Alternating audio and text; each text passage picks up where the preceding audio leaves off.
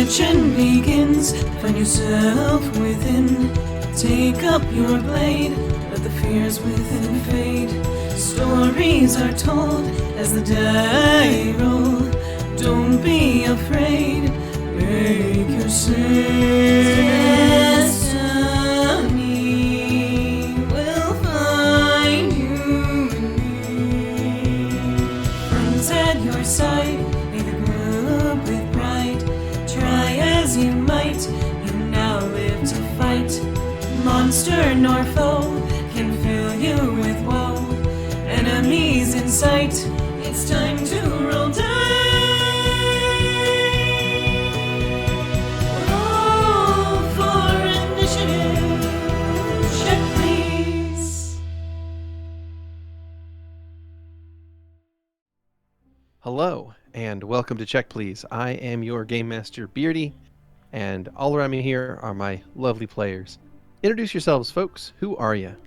Hello, my name is Keni. I play Louie Freeman, Betrayer of the Gods. Not just the gods. Hi, I'm Skrewy. I play Stavik, Bone Boy, and betrayed person. Mm-hmm. It's not about I'm you. Grem. I play Valentino, trusting person with only no secrets. That's completely trustworthy back. I am the Moth, and this is my character, Shane. And I'm Xeno. I will be playing Zu'lin, your happy neighborhood doctor. So happy. So happy. So trustworthy, really. Full of trust. Yeah, right? Very. trust. All right. Should we Is there anything Alright. else? start with Did a you wanna recap? start? All right. Well, cool. Well, hi, everybody. All right. In that case, here we be. Last time, some stuff happened. Maybe a little tiny plot relevant detail here and there, maybe. Pretty basic filler episode, right? Or did something major happen? Mhm. Maybe? Not really. Fill us in on the filler. Yeah, what happened? What went down? So, last time, Xander went off on a little vacation to the bad place to talk with the bad guy, and the bad guy was like, actually, I'm the good guy because if the gods were the good guys, why don't they listen or help you? But I'd help everybody if I was in charge, which is why I'm going to control all of reality, and then I can show you that I am actually the good guy. And Xander was like, okay. So then he went back to tell Owen about this. Owen gathered the rest of the individuals in the area after a small sort of altercation between Louie and Xander, and we ended up going to the library where he had another unfortunate reunion with Detlev. Some tension occurred when Detlev was like, hey, I can't give you this book because I'm not allowed to give you this book because you're not a god anymore, and I'm only allowed to give it to gods. And Owen was like, we need the book.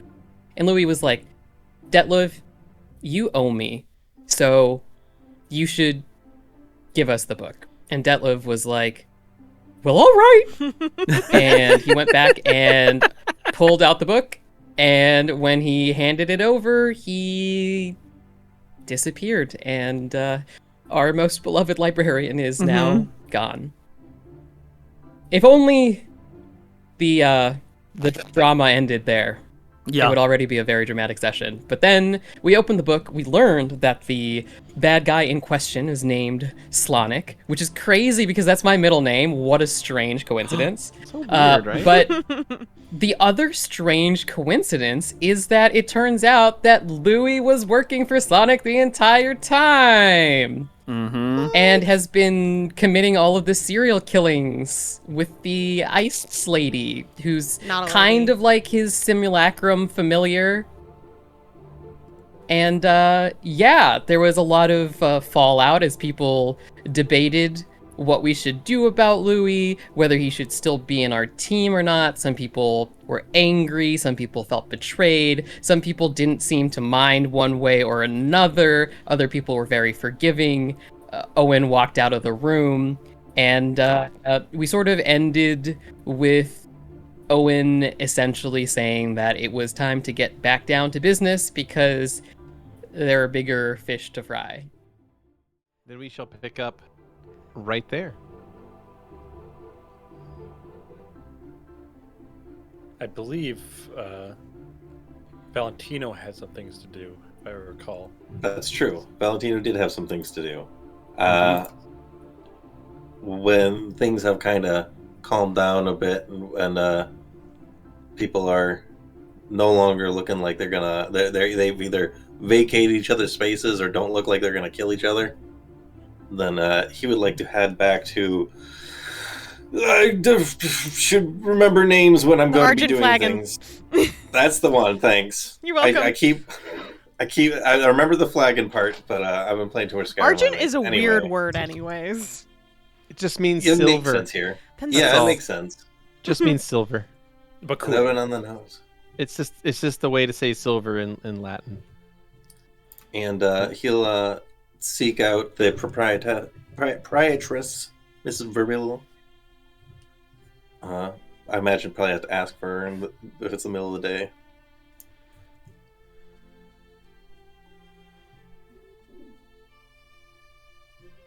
Alrighty. That's to the GM, yes. You make your way over to the Argent Flagon, and you arrive there. It is still pretty early in the morning, so you could get there, Right. I would say, around 9 a.m.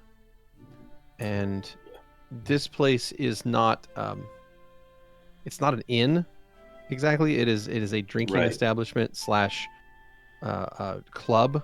So its hours are more, tilted toward the end of the day. So it is not currently open to the public. Okay. Well, is there anyone on staff? Like the door is closed to the establishment. The door closed. Are there guards or anything like that? No. Not just standing there now. Okay. Heist. Maybe you could message her if she's in the vicinity. Yeah, I mean, I don't know what our time frame was like. I'm trying to remember when we were headed out of here. Today. Yeah, I today, don't think but we not have specified a when. super. No. Okay. Because, I mean, Valentino's only going to break in if he doesn't have any other choice. Probably wouldn't want to do that anyway, because it just would not communicate the kind of attitude he's trying to communicate. But if later in the day is like in the evening, he's not going to wait till then. So what time does it open up, Beardy? They'll open up around noon. Then, yeah, he'll just chill out till then. Okay. Well, eventually, you kind of hang out in front of the building. Time passes, and around 11:30, some of the first employees will arrive on site and see you kind of waiting patiently at the entrance to this place. And one of them will look over to you. Are you lost? I was waiting to speak with the proprietress. We had a discussion last evening, and I want to follow up, but I have to be out of town soon. I see. I can deliver a message. What's your name? The name is Valentino. Very well. I will let the mistress know that you are seeking to speak with her. You can just pass a message on, actually. Actually, no, never mind. It's kind of personal. Let's just speak in person. Thank you. Very well. And they will head on into the building. They close the door and lock it behind them since they're still not open quite yet. But a short time after that, only maybe 5 more minutes later, the door will crack open again, and this time out will step the silver-haired lady who introduced herself before as Sarissa. Good morning. Or, I guess afternoon now. Good Sorry afternoon. for disturbing you so early, but we got to head out of here. I just wanted to talk about. I wanted to say that clear things up the other night. I think things went actually as well as they could have. I wanted to make sure that it was clear that I'm not upset or there's no bad blood or anything. I think that, honestly, on reflection, I'm kind of glad things went the way they did. You seem very nice, and I would love to get to know you, but I do want to... I prefer the company of people who enjoy my company for who I am, rather than what I am. Of course, I apologize if our No interactions need. came off as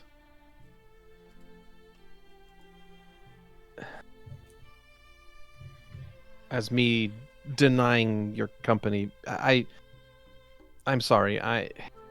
It was a I difficult understand. time. It's a very isolating kind of experience. And look, if you would like to get to know who I am, I would be happy to get to know you better as well. Upon my return, unfortunately. I see. Well, in that case, I wish you good travels and safety in your journey. Mm-hmm. Perhaps we'll cross paths again. Yes, perhaps. And I'll give her a very flourished practice bow and head back to the group. You got it. She will bid you fair journeys and head back into the Argent Flagon. In the period of time that Valentino was away, would Louie have been allowed to keep reading the book for the team, or what's the vibe on privileges?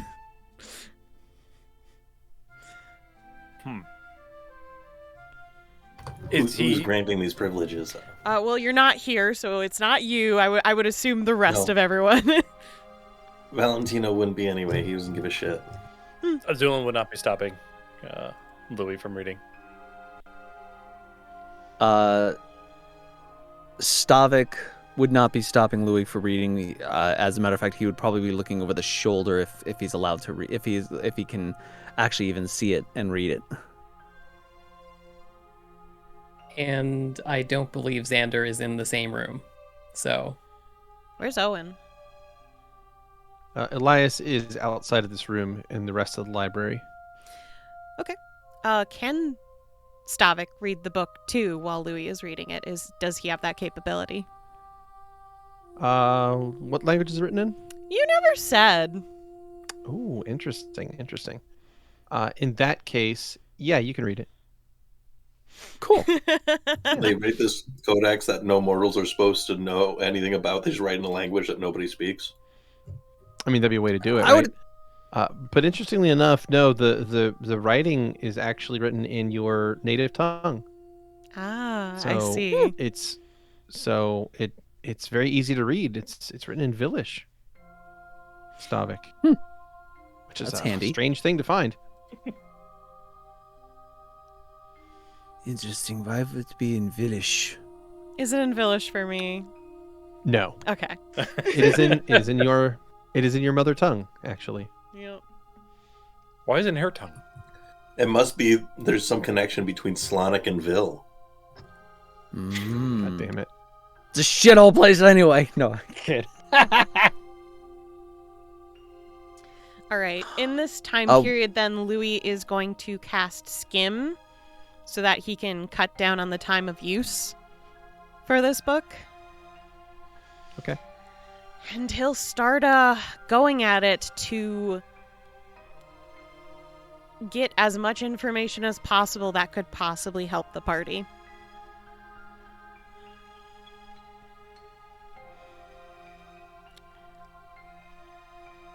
I really, I want to understand how he's related to the Pantheon, because it doesn't seem right based on the little bit that Louie was able to get. So he's very curious about that. He's also curious if he can find a why, a how he could possibly gain power again. Everything. He needs everything from this book to understand. Makes sense. Well, you use Skim and you read through this for a good long amount of time. And as you absorb this information really quickly, you are going to pick up a few things. I would like you to please roll knowledge religion for me. Come on, baby. If I'm reading over the shoulder, would that be same thing or no? Yeah, that's fine. Feel free. Unnatural 20, but I am going to re-roll that. So I will use a hero point. You got it.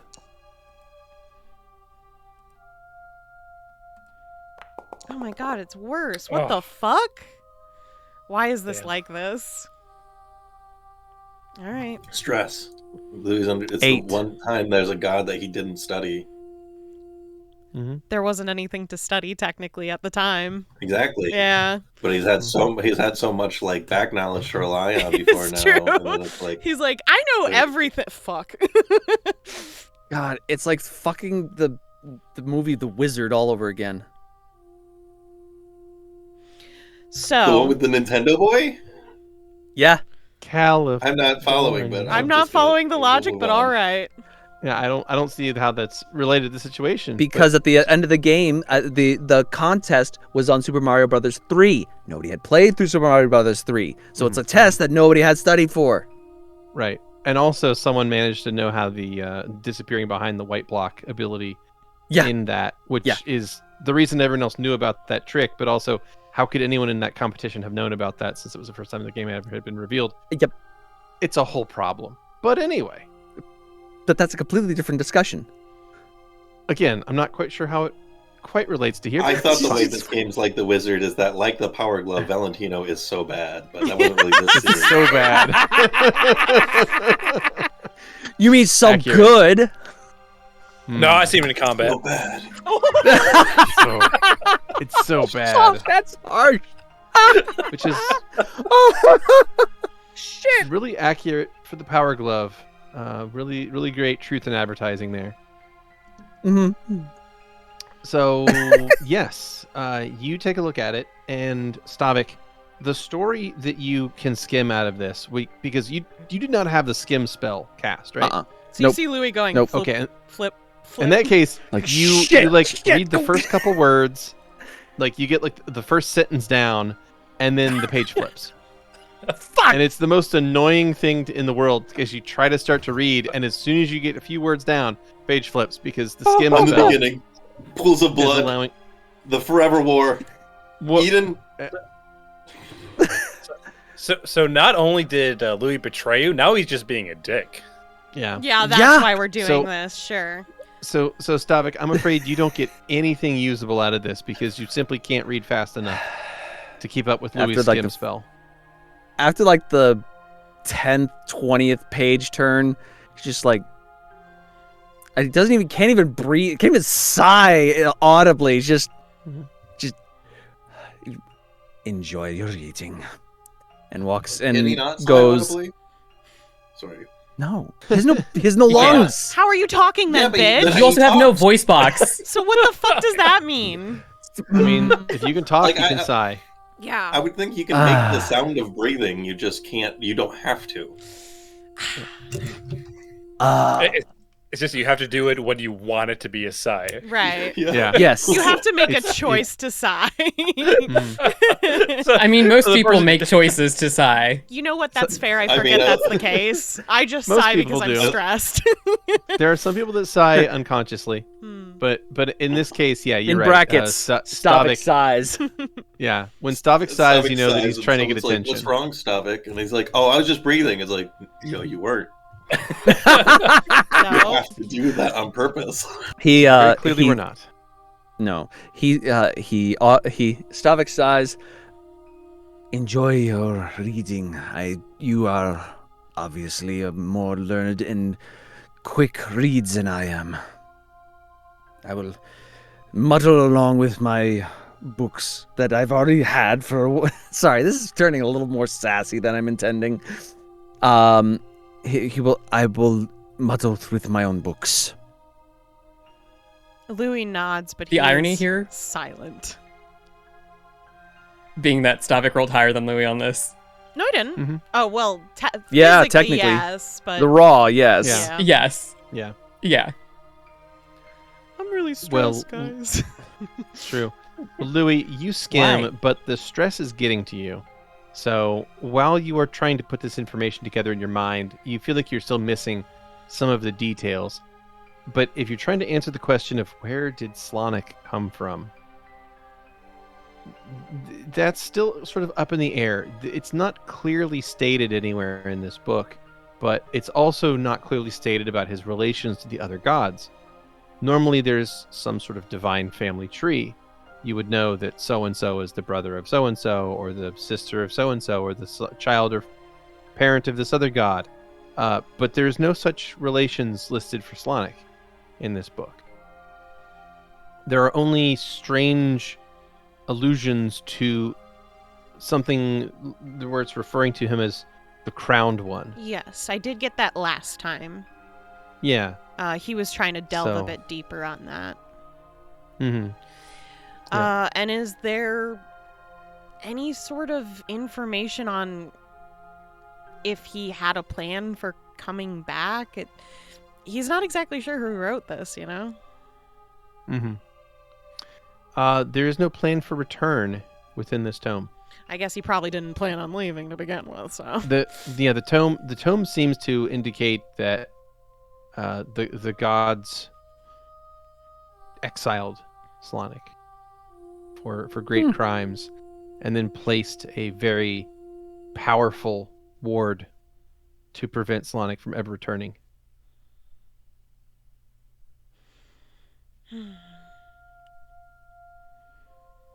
Louie will go through as much he can before he closes it and starts massaging the bridge of his nose.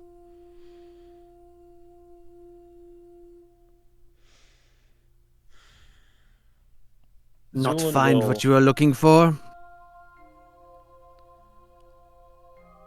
Not yet. I just needed to take a break before I continued.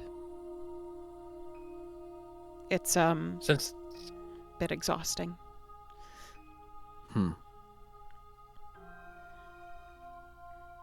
since the group is currently waiting, Zu'lin will also start reading the tome. He'll take it off of the area that Louie has been reading it and bring it over to his area. We're still in this like side room at least. So Mhm. at least there's that with the table in the center. Hmm. Louie will nod, explain what he has learned so far, but that he still needs to delve a bit deeper. But if you find anything more that I've explained already, please share with everyone. I need to attempt to speak to Elias. So if you'll excuse me, Louie will walk out of the room and look for Elias. Sure. You walk out of the room and look for Elias, and you will find him out in the rest of the main library. I imagine that Xander is near him as well, but I may be mistaken in that. Xander's standing next to him. Okay. Mhm. In that case, you see the two of them nearby. Louie will cautiously approach. Elias turns to look at you. Hello, Louie. Hello. I have an additional theory. One that's just based on information we've gathered from traveling together that I would not have gotten on my own. If you'll hear my thoughts, I don't... This isn't even 100%. I don't fully have proof, but it's just something I've thought of. If that's all right. Go ahead. So, when those bodies are being marked, though I did not know it originally, a piece of them is taken apart, but a singular one, and it was never the same based on the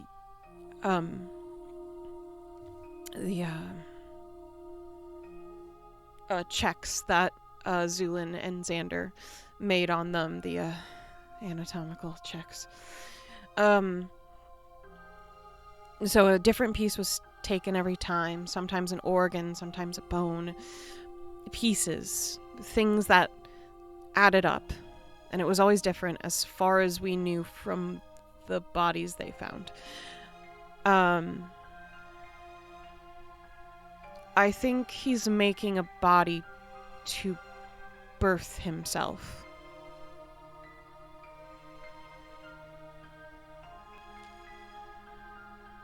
I see. Again, it's just a guess.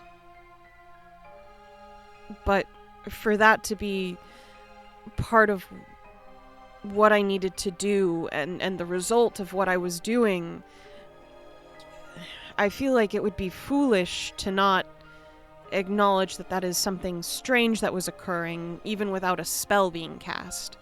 That the Mark was doing this, and, well, I believe you could also connect some sort of dots from that information yourself, even if mine's wrong.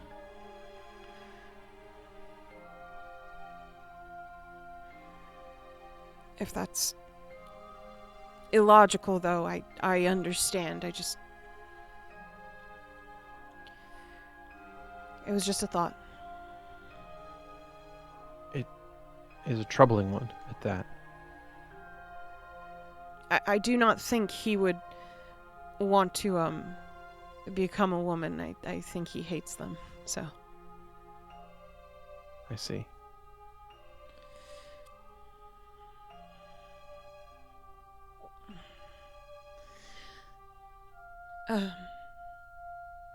Is there anything else?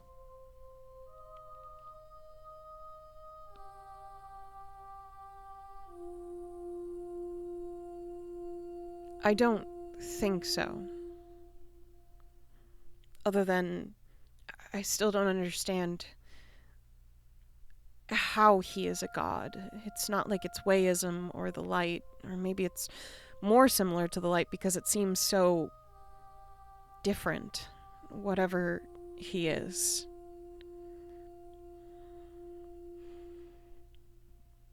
I will keep researching, and the others are going to be looking through that book too. I'm a little worried about that part. You are correct in that he is not like the other gods.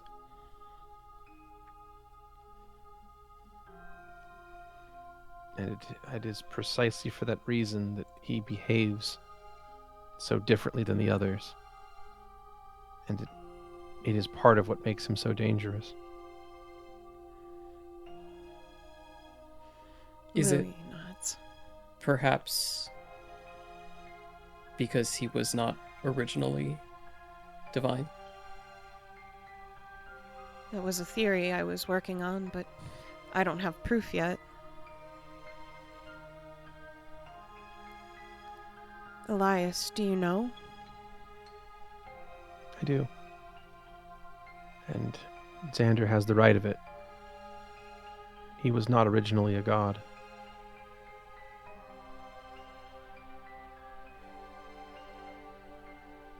He was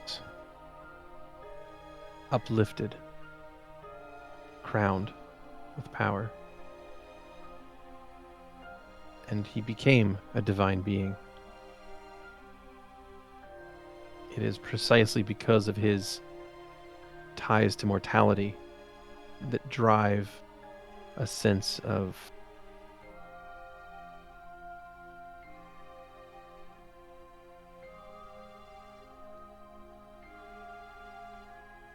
what would be the proper mortal concept?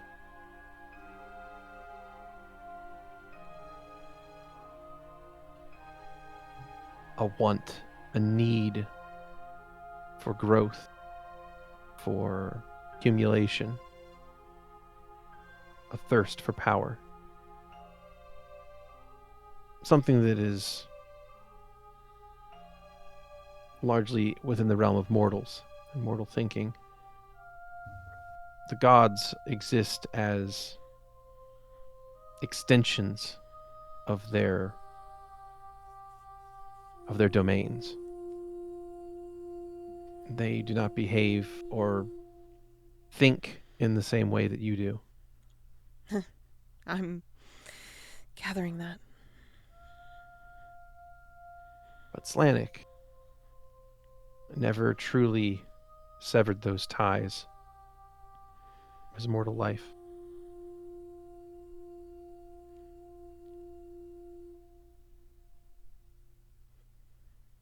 Louie nods.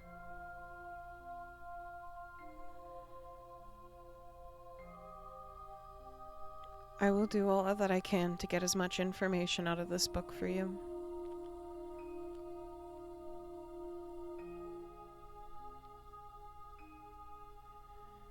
He moves his foot back for a moment as if he was about to do something and then decides against it and simply gives a curt nod before turning and returning back to the room. Very well. So you do so, and you find the rest of your group in that study room, of course, minus Val, who was not present. And Zu'lin is the one reading the book now. Yep. Well, Zu'lin, it's a weird book. Yeah? Yeah, it's a weird book. Any moving text? Any weird demonic shit? No, not quite. It's just disappointing. it doesn't try to keys possess you. immortality? Just Maybe. written right there. They're like BTW. The way to be immortal is this. Yeah, Lots of lemon juice. yeah. You How have to could I drink- not have known? You have It to was drink lemons 8 all along. You have to drink 8 glasses of lemon juice a Oh. day. If only I wasn't allergic. Zu'lin finds out he's allergic to immortality. It's the ultimate fucking like monkey's paw fate for him. His beak just sucks. Kermit's. It's just. That's also how I imagine what would happen if Zu'lin were to die. Like instead of like the Wicked Witch's legs rolling up, the Witch of the Yeah. East, it would be Zu'lin's beak just sucks in when he dies. For sure. Zu'lin is actually very similar to Spider in that his entire body is actually hydraulically driven. Ugh, Mm. disgusting. So if he dies, he just curls in on himself. Yes. Mm.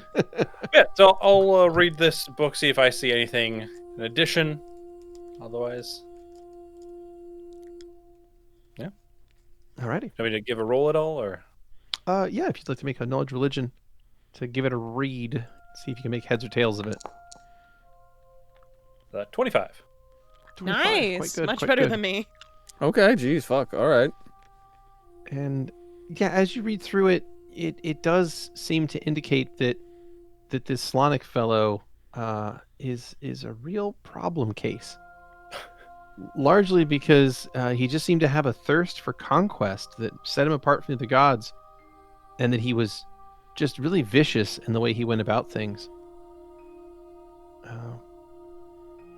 Stealing, basically attacking other temples, stealing the flock from each place he could, forcefully converting people, performing blood ritual and magic to get his way, and just generally being a real turd about the whole means and methods. Good news, guys. We're fighting a turd. Yeah, just a real turd about it. Anything Oh, useful, Zu'lin? I must say this. This Slanik is quite the character. I would not be the one rooting for him if this was a typical tale, I would say.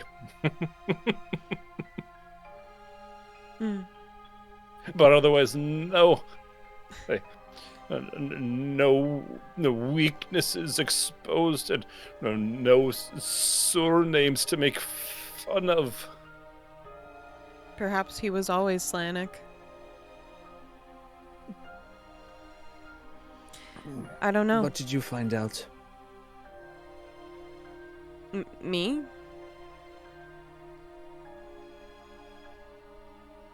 Did you not go out to talk to On? I, simply theorized what a part of his plan might be, but I have no proof, technically, other than evidence of something and a guess of how that connects. Well, then spit it out, Mr. Freeman. I see. I think he might be making a body to birth himself into this world again. Looks to the bag of holding.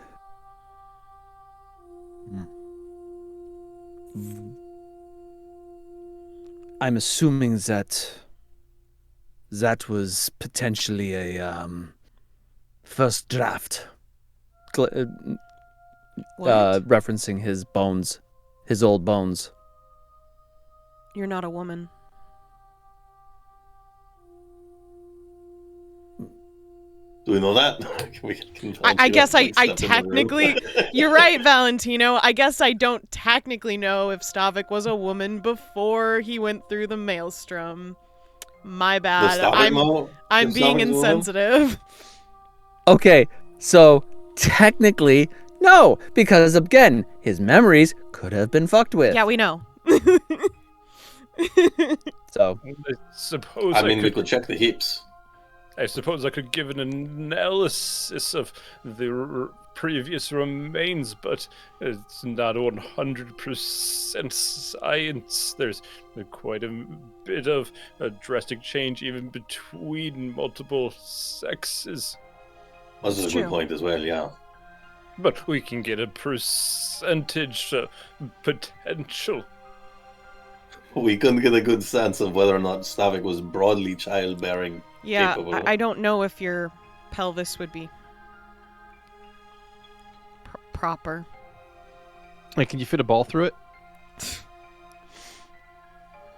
Out of character, we have explained that Stavik could fit an entire bucket inside That's that pelvis, so I'm pretty sure that means he Actually, actually has good. childbearing Good point. hips. Well, I imagine he'd like Just wedge wanna the say. bucket into that pelvic gap. Mhm. So I don't I think mean, it passed through. no, the bucket didn't pass through. So I don't. Yeah. But it is a bucket. It's still a good point. Yeah.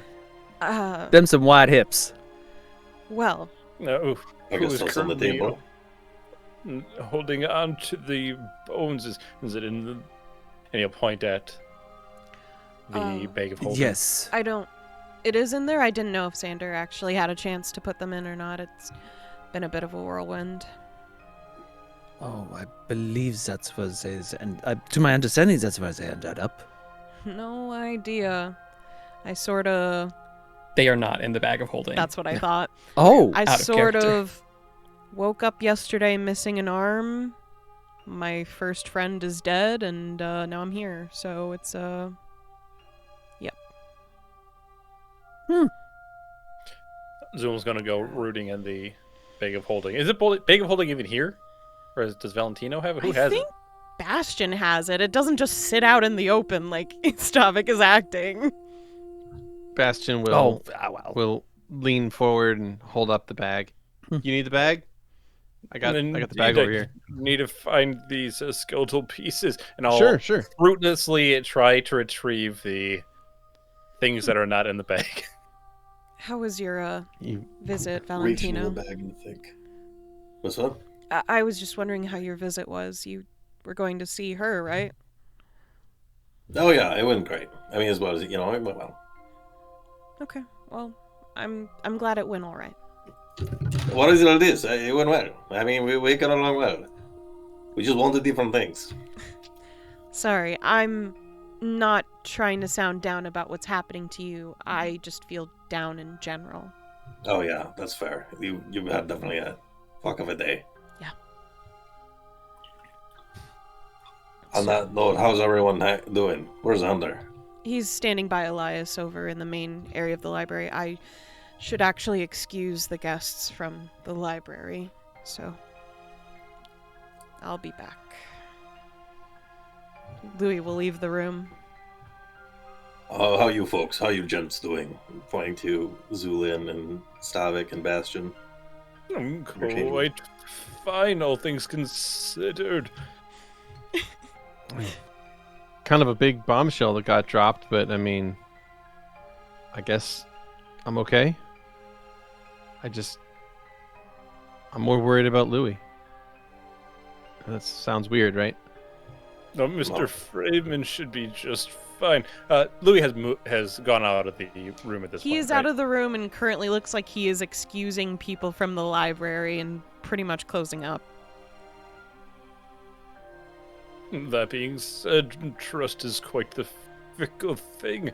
Once it's lost, I cannot say it's that easily revived. Even with my healing. I mean, the way I see it, trust is just a decision. We all made the decision to make it, to trust each other, and if that trust is violated, then it's your own decisions you have to reevaluate. Or you, Stavik? He has the books that he is working with and closes.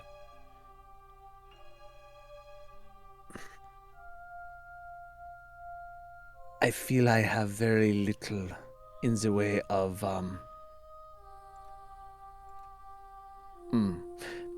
I don't know how to trust that individual ever again. Not once, not twice. I think 3 different times now I have my trust in them has been proven to be foolish, and again and again and again. Yes. Again and again and again. I have, while I may not have been the most realizing of my own personal omissions, it was never truly out of malice. You think Louis was?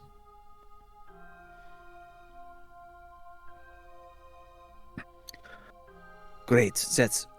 I want to save the world. What? I listened to an individual before that wanted to save a deity, and that's, I would say, that that turned out. So, fool me once, shame on me. Fool me twice, shame on you. Fool me. It was something about that. No, you were right the second time, and that's exactly the thing. So it's fooled you can't get fooled again is the line. That's how it goes. It's a saying in Burgos. It's also in Ville, but I'm pretty sure it's in Burgos. I think different than what he's trying to communicate. So, I think you actually make a really good point. I think I don't think that this is right, but I think what I said before is true as well. That this isn't really about Louis. You need to. This is a great opportunity for you to reevaluate your own goals. I think for too long your goals have been defined by someone else. My goal currently, well, we have resurrected my deity. Yes. Currently, we now my goals is to prevent this false deity to try its intended goal of return. And in what way has Louis betrayed you about this? We did exactly. We restored Owen, as you said. He didn't interfere with that. Well, technically, he's not restored in any sense. He is quite weakened, in fact. Perhaps, but that wasn't really Louie's doing. Now, did we locate his vessel? Well, of course we did.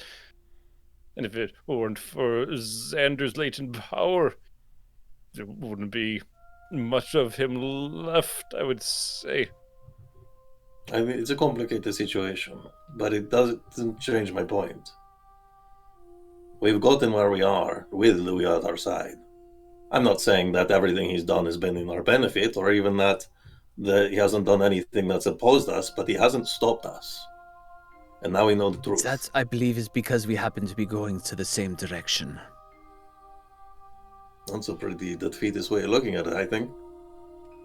We've accomplished a lot.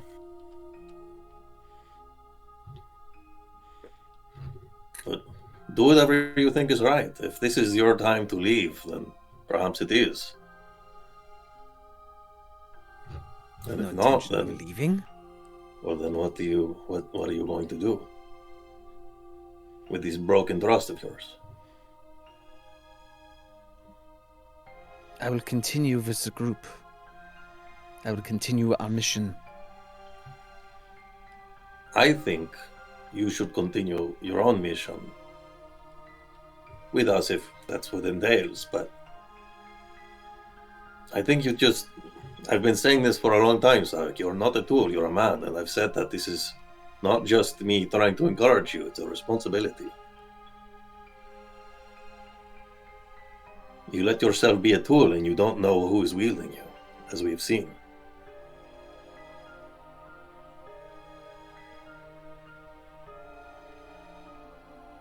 The two most powerful individuals in my faith are sitting right out there. My place is by their side.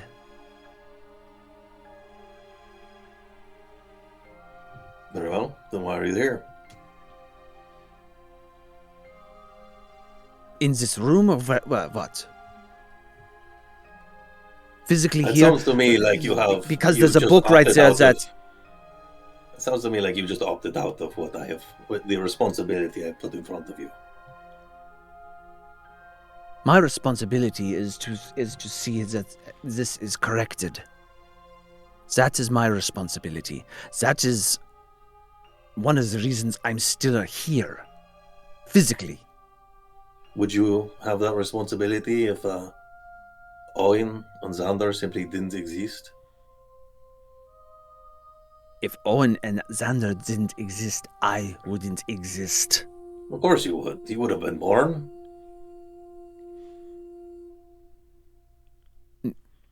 The here and now is what we can manage. You're missing my point, Stavik.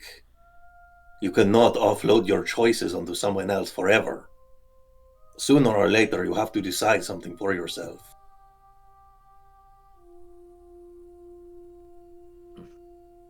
This is a cyclical argument. It doesn't have to be. But that's fine. I'm going to go check in on Xander. Go do that. All right. I'll turn to Stavik. You know, friend, distrust can also be quite the useful tool as well. And will heighten your senses, if anything. My God. I love it. I love you, Zu'lin. The spider. Really? Indeed. If anything, trust is but a veil that we put over those that we want to believe in.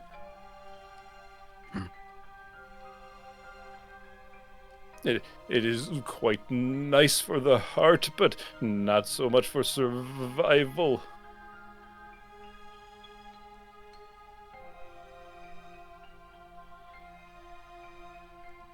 I don't know what would be verse.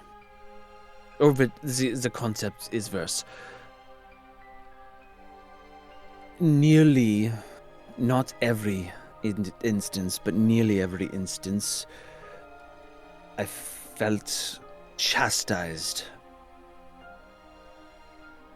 or judged by Mr. Freeman. And this betrayal feels hypocritical somehow. Just all of it, just very hypocritical.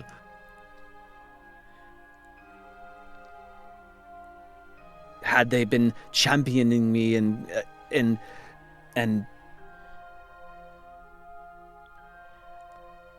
would it be worse, or would it be just the same or better?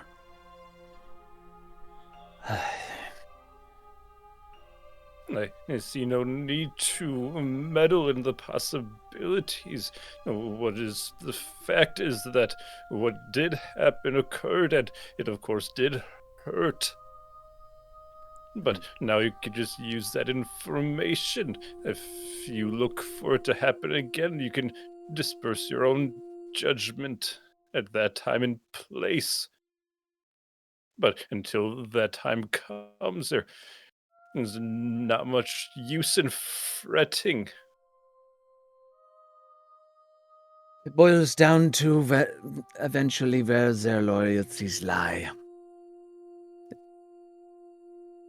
Indeed, and also ensuring that if they do still hold their previous master close, that we must make sure that they don't compile enough power to supersede us again.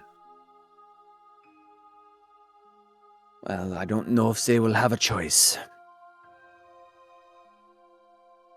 Now we shall see, and be ever vigilant. The question Wouldn't is... you say?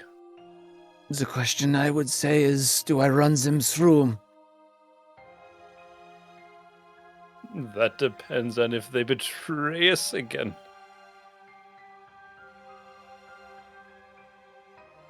I don't think that you would argue that Mr. Freeman is quite useful.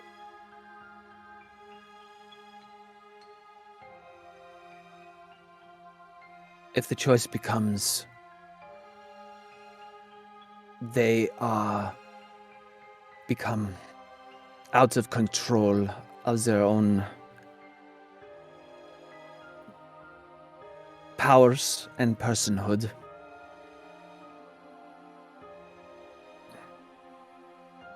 as they become a lethal threat to the rest of us, I think then the choices will be clear. Indeed, I think you will know when something threatens your god. And Zu'lin will get up and head out with the book. You got it.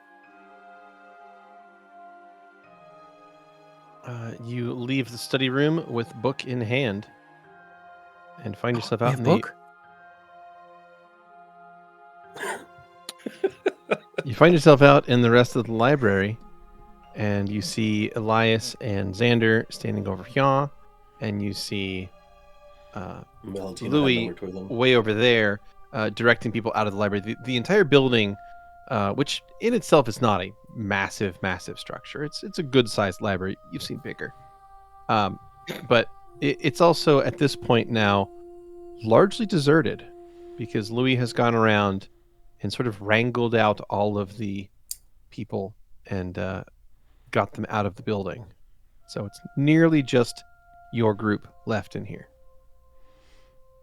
As That's what you the see. last person leaves, Louie will close the door and lock it, and then You hear footsteps step up behind you, Louie.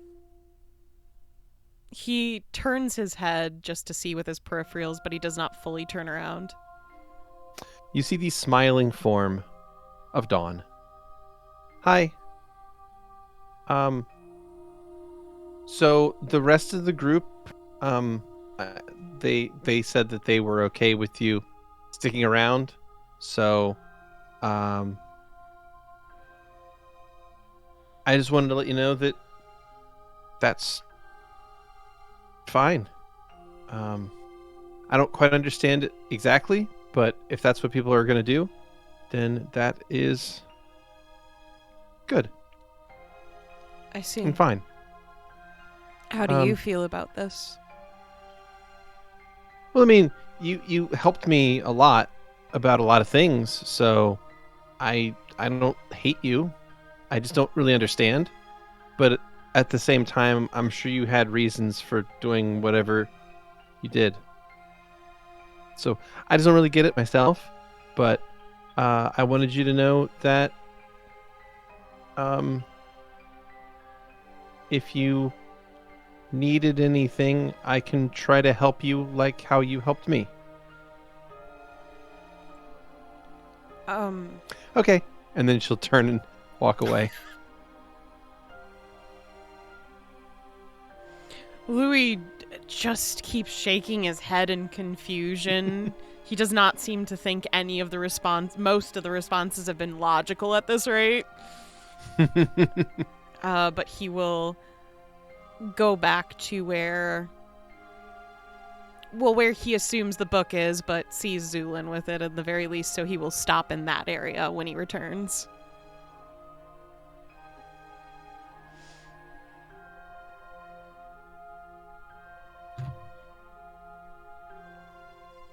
Well, Val's heading over to Xander. In the I think meantime, we're all converging in the same area then. well, I wanted to head to speak with Xander while we weren't converged. Okay. So before Zu'lin That's fine. left the Yeah, room. yeah, Elias and Xander are off by themselves, so you can approach the two of them. Hey, big man, how are you doing? I mean, beyond the obvious. Oh, you're speaking to me? Yes, I think you're the tallest. Oh, I wasn't sure if you were referring to. He gestures to Owen instead.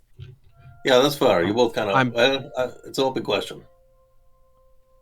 No, it's fine. I'll just be over there, all right? Honestly, I have an easier time reading Hey. the God of Death's energy than yours, so I didn't. I kind of figured I didn't need to. Sure. What was your question again, Valentino? Just how you holding up? I went for a bit of a walk. I wanted to see if you cooled your head at all. Oh, I'm doing fine, Valentino. How are you feeling about the recent events?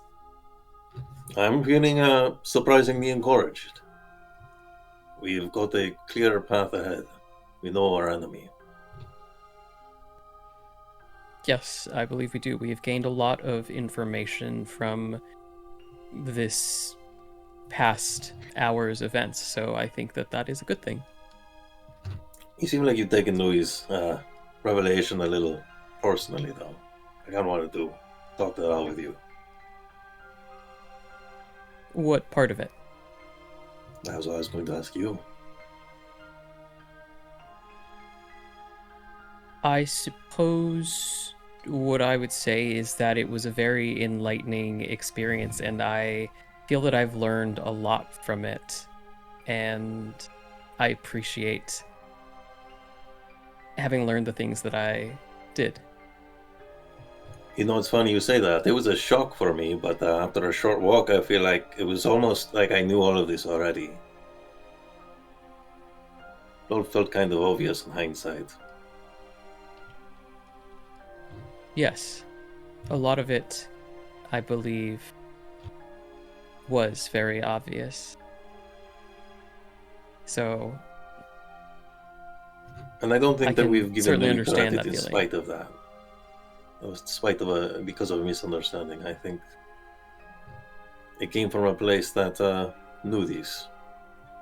Knew that we were working with someone who couldn't tell us everything. that's true.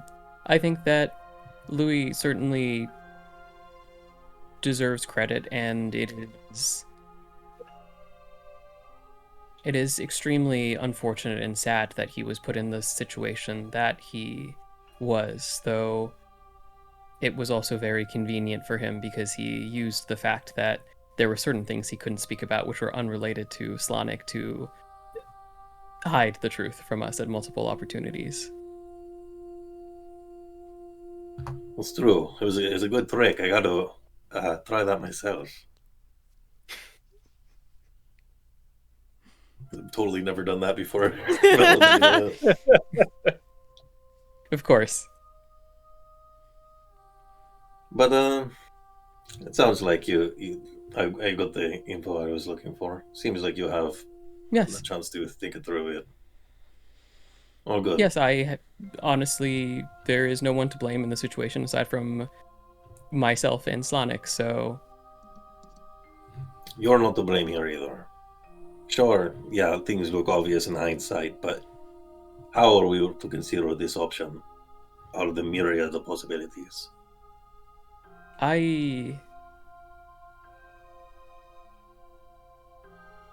was fairly certain Louie was responsible for this for a huge majority of our journey together, but I let my affection cloud that gut feeling, and every time along our journey I have let it was affection. It was a sense of justice. You are not one to convict someone that you are not certain is of the wrongdoing.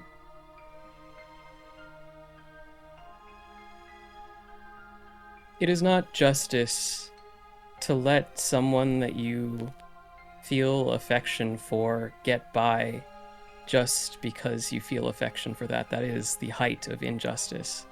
So I understand what you're trying to say, Valentino, but I do believe my eyes were clouded by affection. And if that were the truth, then the moment you time- learned everything, then that affection would have clouded your eyes again. But here you are, reflecting on it.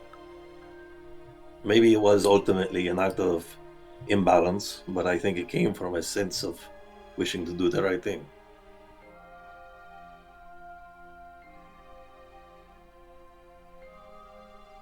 I can see where you're coming from, Valentino.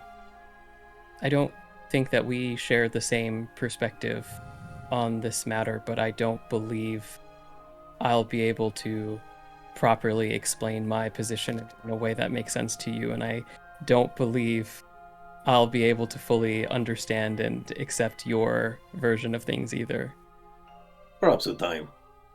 But you're right, not right now. Perhaps. Well, I got my business taken care of, so I think we should all assemble and get the fuck out of here. It's been... Sounds good. The prod has been great. Definitely want to come back here so badly. Wonderful. Well, do you have Owen who can bring you back? Mm-hmm. Yeah, alright. Go back towards the Is rest of the it group. at this time that Zu'lin and Louie converge on the area then? Mm-hmm. Louie is... Currently he has his hand set at the fabric where his stomach is and has it bunched up in a fist as he stands there at a distance watching all of you.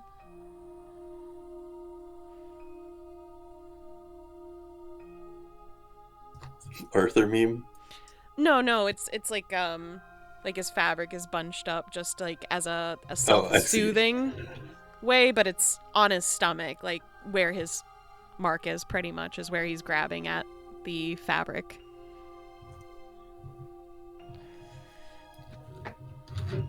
We all ready to go?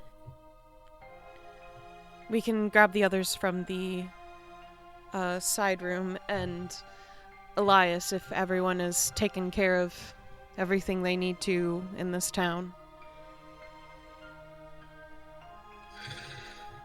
Yeah, I'm taking care of everything I need to, that's for sure.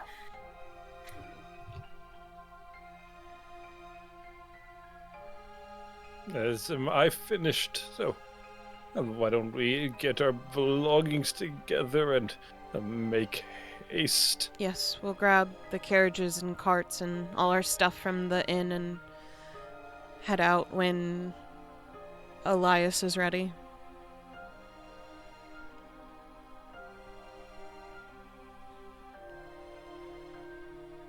So we will do that. We will all get back to the inn and grab our stuff then, Beardy. Alrighty. The party manages to get themselves together. They leave the now deserted and locked up library, and you make your way back to the Golden Griffin. Gather your belongings. Upon arrival at the Golden Griffin, Elias will take a seat in the common room and await everyone else gather their things. Let him know when you're ready to continue on.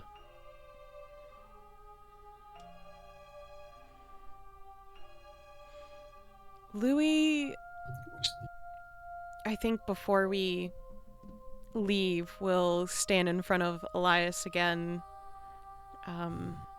gripping and ungripping at the clothing on him. Detlev said something a bit specific before he had to go. Yes. I believe he insinuated that the reason he wasn't allowed to help me was because it was an order from the gods.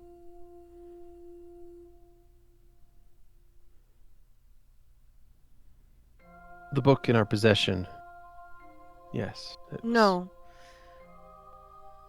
From before.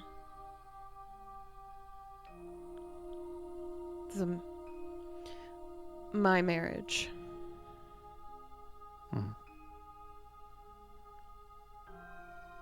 I begged him often to save me from it. And Detlev was limited in his scope of what he was and wasn't allowed to do. As you saw what happened when he went against his... when he broke the rules, what happened to him? Would it have made a difference? Was his sacrifice today more important than what it would have been years ago had he sacrificed himself to save you then? Would that have been more or less meaningful? what matters of meaning? We could have... The cost of this, and Louie will gesture at his stomach. That wouldn't have happened. And Slanik would have found someone else.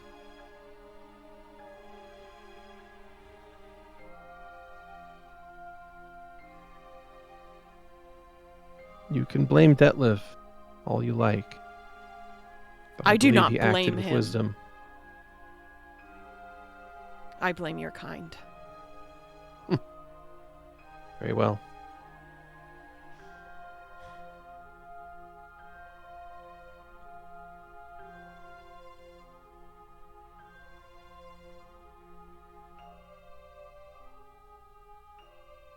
For as much as you seem to have learned as a human, you're still far off. You're still just a god, or were.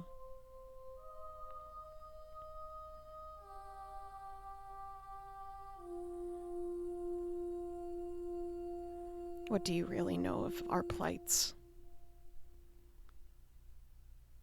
You experience them, sure, for a period of time, but then you gain your memories again, and how many times are you going to do it to where it doesn't actually matter anymore when you regain your memories?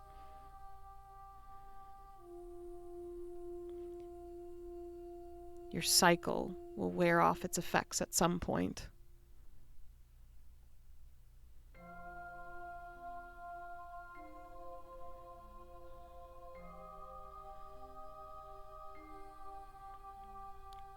How much can you truly care then?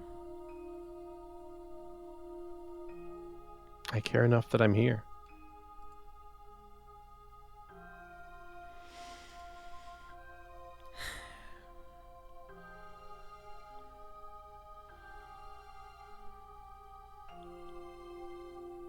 Are you here because it is the cycle, or are you here because you care? Because I think that's two different things.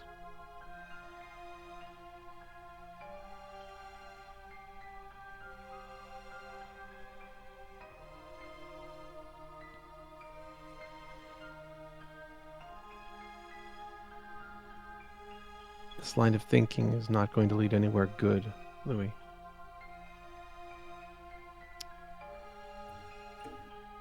Figures.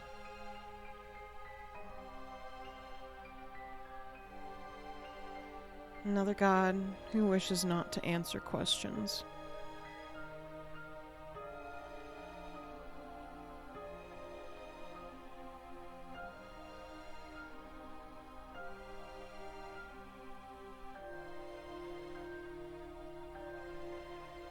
He sits down next to Elias, looking grim.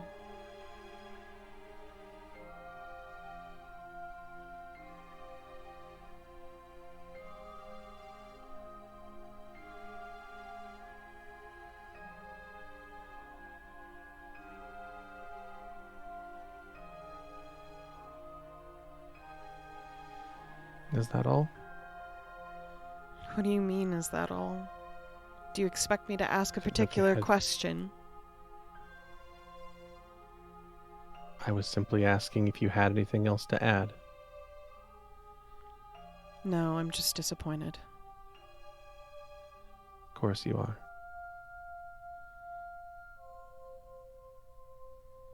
What of you?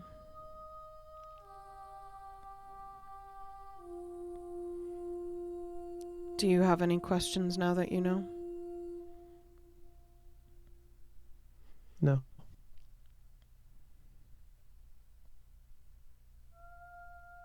No. Feel free to ask them when you're ready. If anything comes up. You know.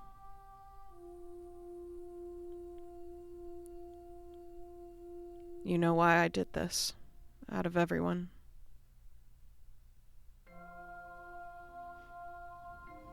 I do.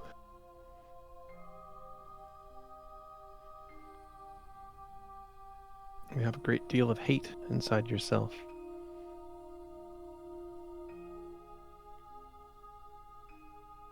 And I hope you won't let it consume you. More than it already has.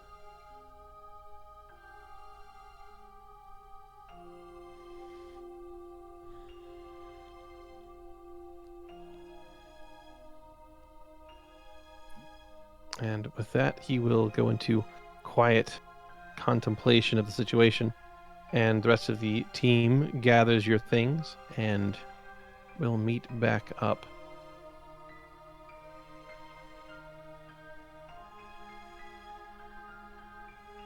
Meet back up in the common room a moment later.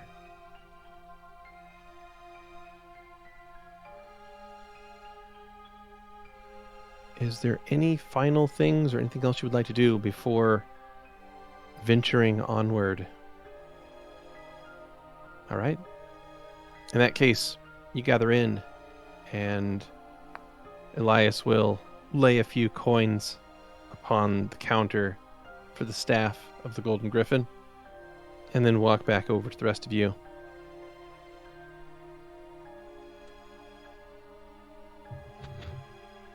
And it's seemingly through like a trick of the light.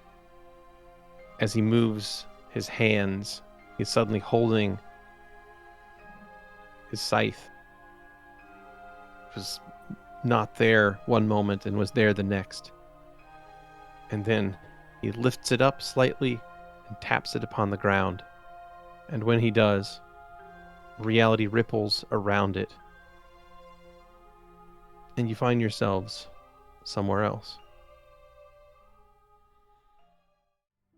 And as this ripple of energy expands outward and encompasses all of you, you once again find yourselves shifting in place to somewhere far away.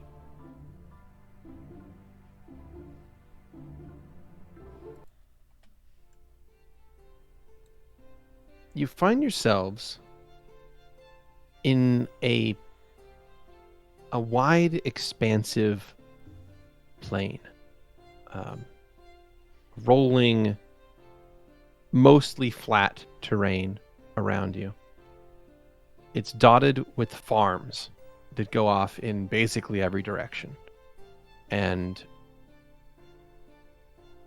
to your west sits a very large series of buildings, a skyline, an urban center of some kind, city in the distance.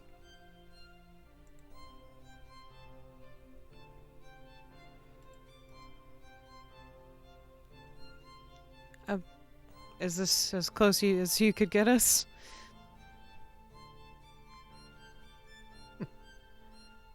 Something like that. There's something a bit tricky about this city that makes teleportation hazardous. This is as close as I felt we needed to be. All right. Well, let's get going then.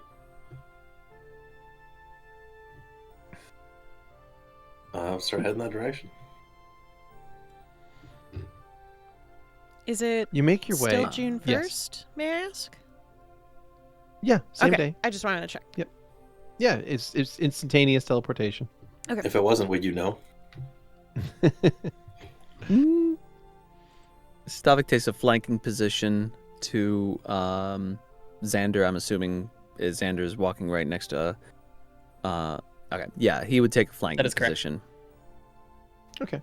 So you find yourself standing to the side of Elias then? Mm-hmm. Opposite Xander? Okay. Mm-hmm. He looks over. Yeah, you get a +2 to attack him if you'd like. He looks over at you as you walk. Hello, Stavik. Hello, Elias.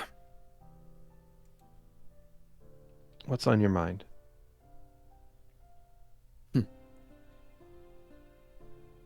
Oh, a multitude of things, and that's where to begin. Basically, it's how does one and how would I be still relatively earshot of Louie? I'm assuming. I mean, I believe we're traveling as a group, but he is probably Yeah. farther back, but he also has really good Okay. ears. Yeah. For now. It's true, chop him off. Yeah. The loss of an individual who I, although had a healthy respect and for that to not cross. I mourn their loss. They were kind. And while I understand what we got in return, I hope they are okay. One person lost, and another person, well, really now it's 2 people lost.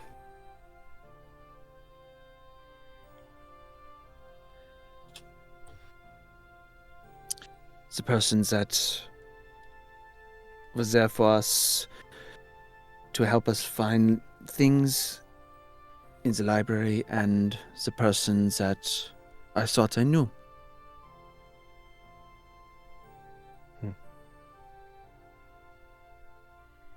It is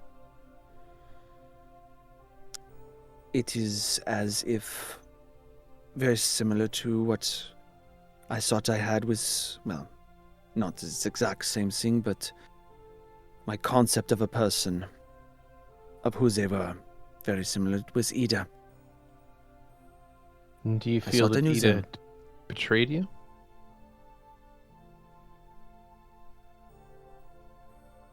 Of all the things that it's lining up, I cannot be 100% certain that they weren't also a agent for Slanik. What makes you think that, Stavik? It's all the fact that they wanted me to learn Abyssal to help create this body. I don't fully believe that it was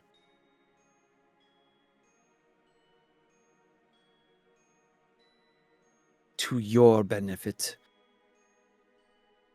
I believe there was an ulterior motive.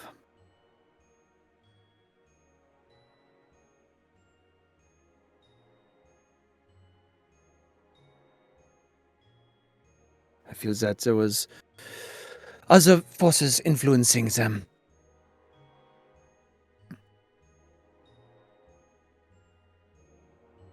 I see.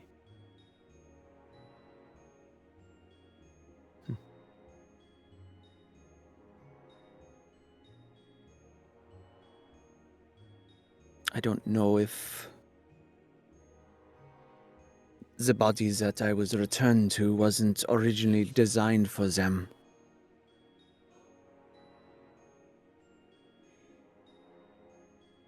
I don't know why I was returned to this body. I don't know what called me back. I don't know what happened actually in the maelstrom, or my memories, or as a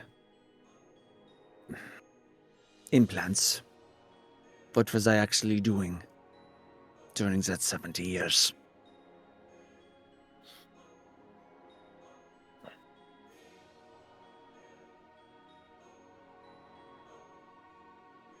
I appreciate your help, Stavik.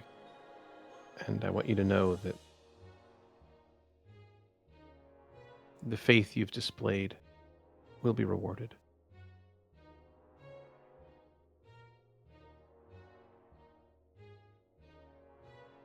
I would not be doing this for a reward.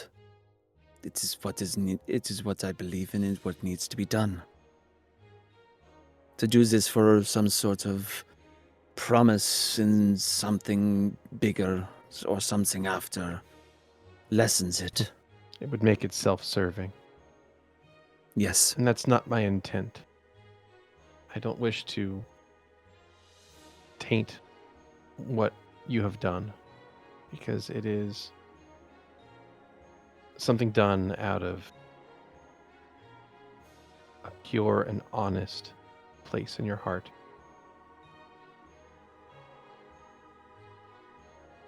There are very few who would have made the sacrifices that you have.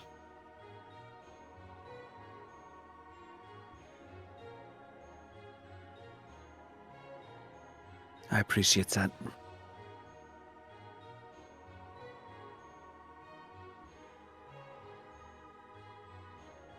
Let us hope we can reunite you with the rest of you. Soon enough. First, we have to make our way into New Ismere, which is a city I haven't been in for some time. It's an interesting place. It was founded by idealists, utopians, refugees, and those who believed in a better world. I am not sure what we're going to find there today.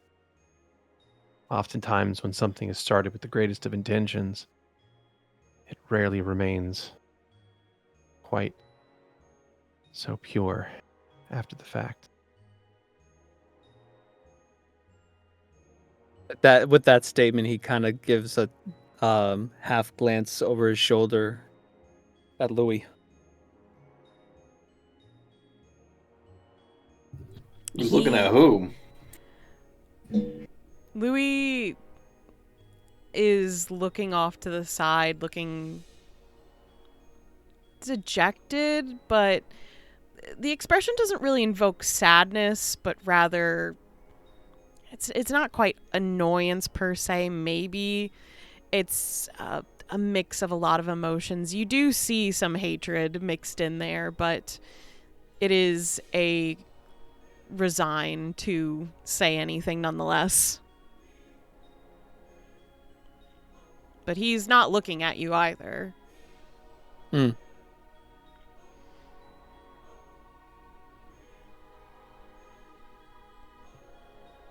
There's Valentino standing in like between these two, looking at back and forth. Louie looks Oh, up fuck. finally. It's a perfectly clear day, and there's a rain cloud somehow just in this area. I'm sorry, Valentino. Don't be sorry, man. Just what's up? We need to shake this energy off. You know, we need to stop. Everyone needs to fucking stop. We need to shake this shit off before we actually get to business, or we're going to fuck something up. I don't understand. This animosity. I know. I get it. I feel it. It's real. But like, we have got to answer to people who we don't know, who are going to be pissed off that we don't want to be part of their guild, and there's going to be all this bureaucracy and bullshit we got to deal with. We got to be on the top of our game, and we're not going to be on top of our game when we want to kill each other. Okay. So let's work this out. Louie steps forward to Stavik.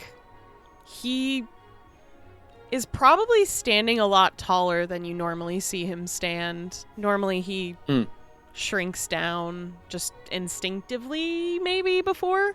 Mm-hmm.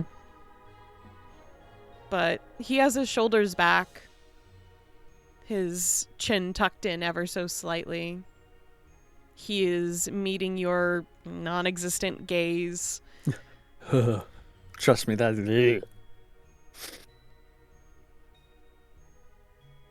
If you wish to stab me,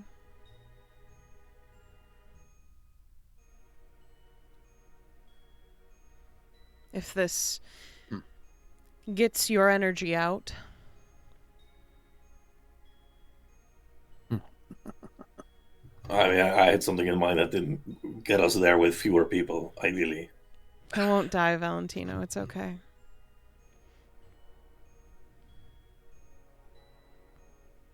I do not wish to hurt, but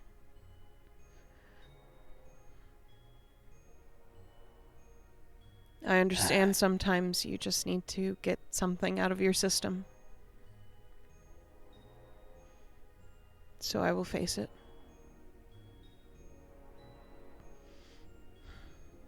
Again, I feel as if you think so little of me. I'm not a petulant child who throws a tantrum and chops a head off.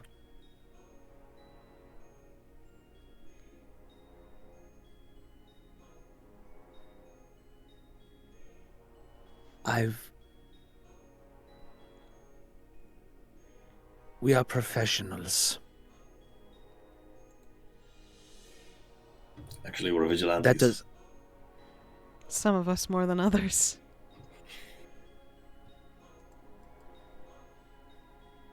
Sorry, I didn't mean to be a bad one there.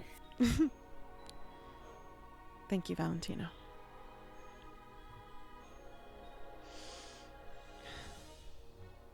Go on, I Stavik. do not trust you. That is I fine. had put my trust in you enough times. And all it has gotten me is non-existent heartache. So, until I can be sure that my God is not at risk, I will be between you and him. Fine. Valentino has his hand raised. Yes, Valentino. I'm confused. What does this mean? Like, what do you want? What do you expect him to do? Louis is a person? Yeah. Not much. However, I cannot be sure that You see On a him whim. physically recoil from that statement. on a whim, this abomination that you have made a pact with wouldn't make the decision to pay a visit. I mean, if you could No. do that, wouldn't it have been better to do that before? We know. He did. Yeah, but I mean, we still got our friend here. Still got Owen. So, the stakes haven't changed.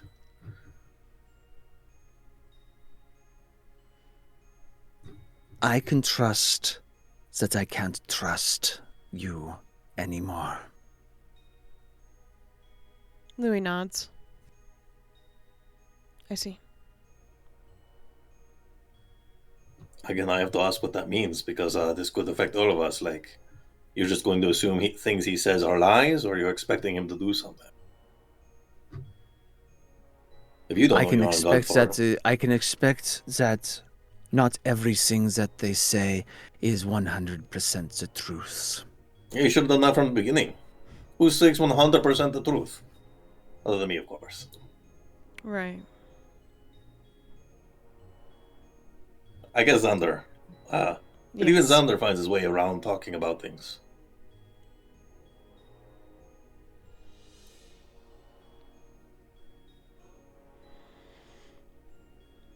Stavik.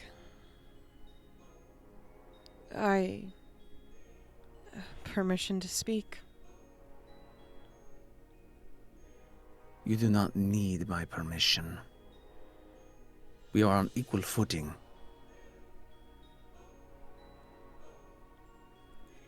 Sure. That's good. I do not expect forgiveness. I don't know if I would deserve it, to be honest. I think that's an opinion of one's own feelings. And I will not make your decisions for you, obviously. I can't. But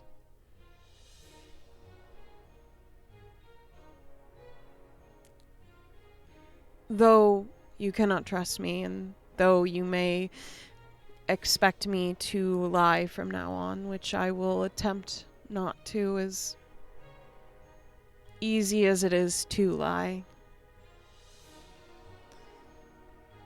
there's only one thing I really don't want to tell you all, and that is a personal thing.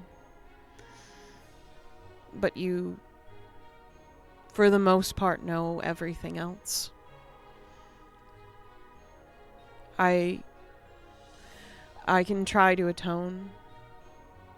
I will be attempting to atone for this.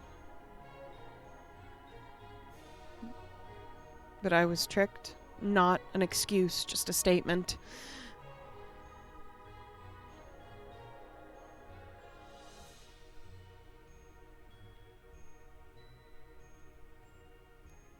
And I had no benefits, technically, of telling you all about this. Technically. This mostly only hurts me.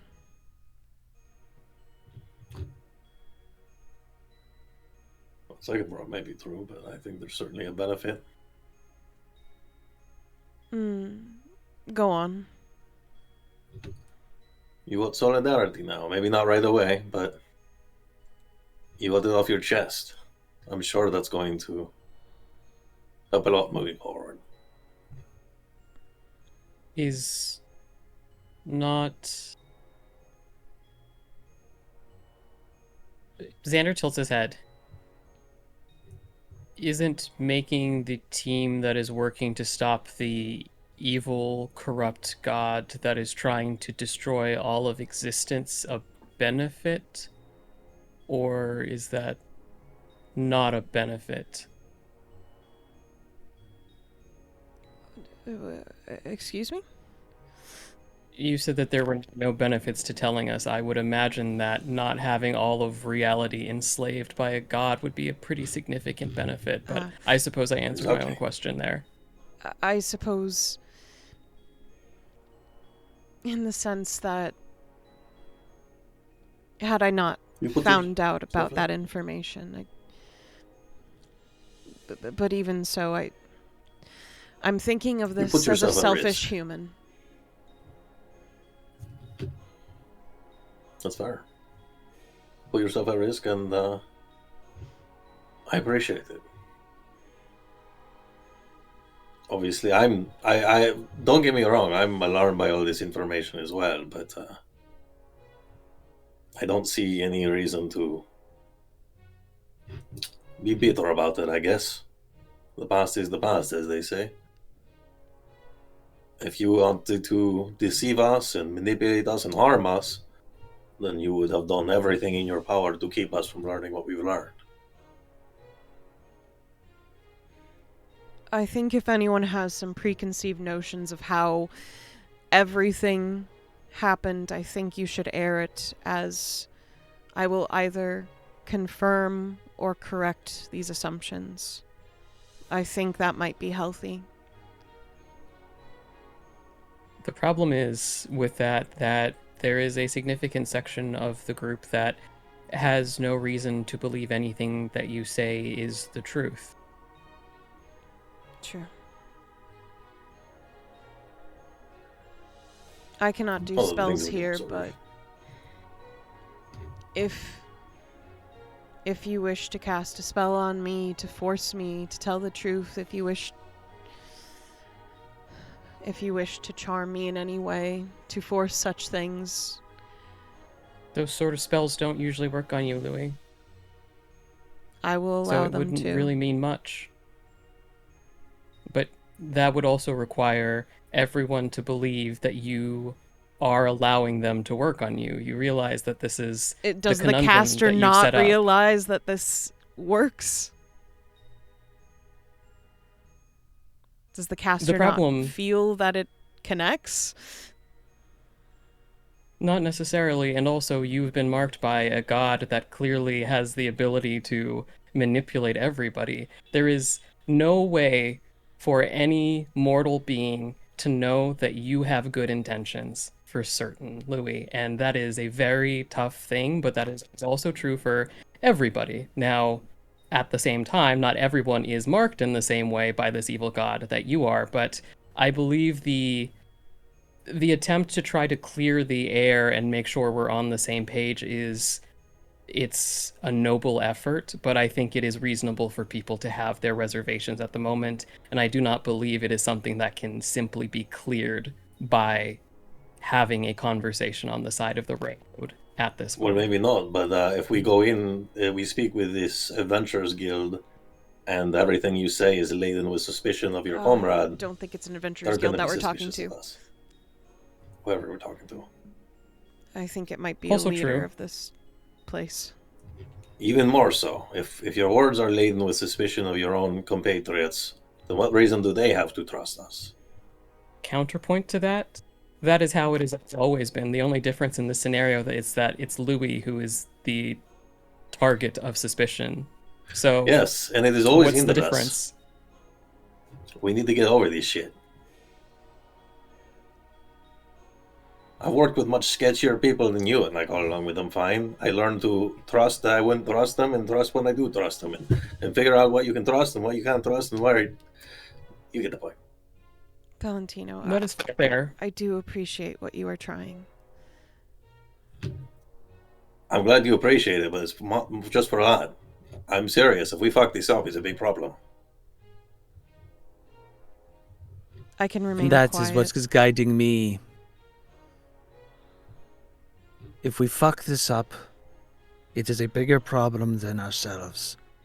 So yes, on that point, we can all agree on and build on. Yeah. You know, on Dawn that point- raises her hand. Okay, go ahead. If we're not gonna get rid of Louie, then that means we trust Louie, right? No. No, But if we're not getting rid of Louie, and we're gonna still work as a team, it means we have to trust Louie. So just trust Louie. Also not true. I'm confused then. That would imply that we all trust everyone else aside from Louie, which is certainly not the case. Well, Which is I my mean, point in the situation. But when you travel with someone like this and you're going into battle with them and you you are expecting them to have your back in a fight, you kind of have to trust them. You trust them to You do don't. things, specific criteria, perhaps. Mhm. But then you prepare contingencies in case your trust is falling through. Exactly. A lot of us fight That's for only We survival. trust survival. that's.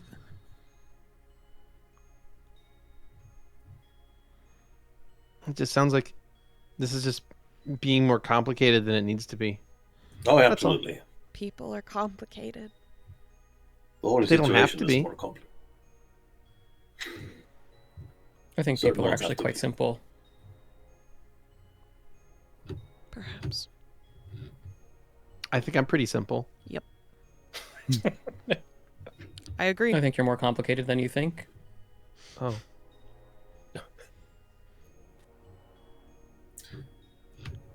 On the note of working with the bigger picture, and I don't mean to single you out here, Louie, but we're almost certainly going to need to work with other gods on this. That's fine. All right. I don't expect you to like it. I just don't want you to work against it. Just because I hate something doesn't mean I won't. You know, that's a good point. You certainly demonstrated that. Louie just looks at the ground, dejected. Oh, hey, don't worry about it. Look, if you lied to me, then I'll just get your left kidney. I thought that was Bastion's claim. Oh, okay, I'll take He the has right the one. right one. Yeah, I thought Bastion was the right one. I see. So people are claiming organs now. Yeah, I mean, I've got claims on everyone. I think I need one kidney at least to keep functioning. Yeah, that's the point of the stabbing them. Grand. That's not going to happen because I trust you. I don't. Why? All the reasons that everyone's trust is broken, or the reasons mine is regained, is because you had every reason to keep this to yourself. You didn't. If everything you're going to say from now on is duplicitous, you just made that a lot fucking harder for yourself. He nods. it's a good point. Counterpoint. Bastion will say from the back. Not to play Mephistopheles' advocate once again, but is this not exactly the same or similar enough a situation with the time that we discussed Owen and that Stavik believed that Louie was Owen, in fact? The fact that Louie pretended to be Owen and then got found out did not make it any more difficult for this lying situation. All Just right, well because- then I'll give you a different reason, Xander, because I don't know what the fuck to do if I don't trust Louie, and I know what I do if I do trust him. So I'm just going to go with that. Well, that's a better answer. Fair enough. Believe me or not, if you wish to have anything answered, I will answer it. I will say it is the truth. You are free to believe that or not.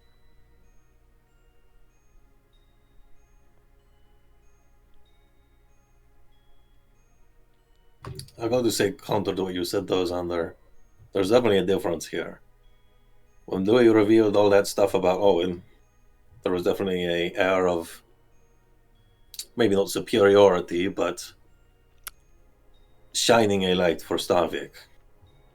Not a position. This has been a position of vulnerability. I definitely think know a that- broken man when I've seen one. I think that is fair, but it is a mistake to believe that vulnerability is not also a weapon, especially when vulnerability has been a weapon used to deceive us. And that is not a True. judgment statement, just a statement of fact. No, you're right. And It's we been have used fallen to into wounds. similar patterns over and over and over again. So it would be perfectly conceivable for us to believe in Louie because he has shared this with us, and then at the last moment when we actually are in a position to stop Slanik, it turns out that he is still actually connected and that is used against us. That is perfectly viable and would make a lot of sense. I'm not saying that that is the case, but it would be foolish not to acknowledge that this might just be the same pattern we allow ourselves to fall into. We're still here. That is I correct. think the same thing gonna happen. If all that came to pass, that still wouldn't stop me. So it doesn't really matter. Sure. Because there are many times that the fact that we have trusted each other is why we are here. I'd say many more times. Even if that trust was misplaced, it was well used.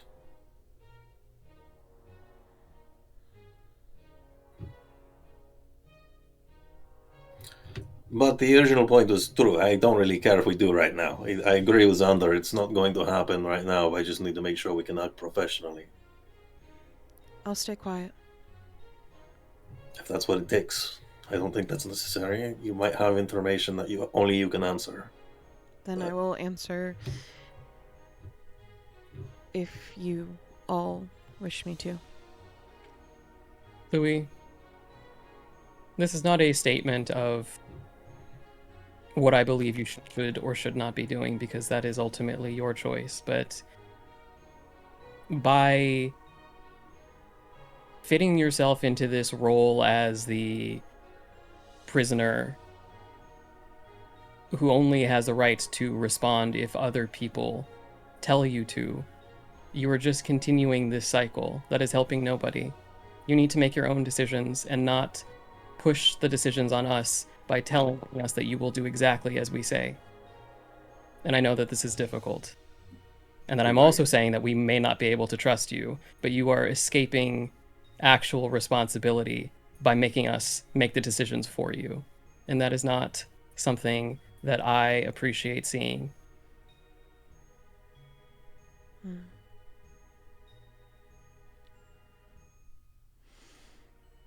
He moves his bangs back out of his face, adjusts his hair slightly.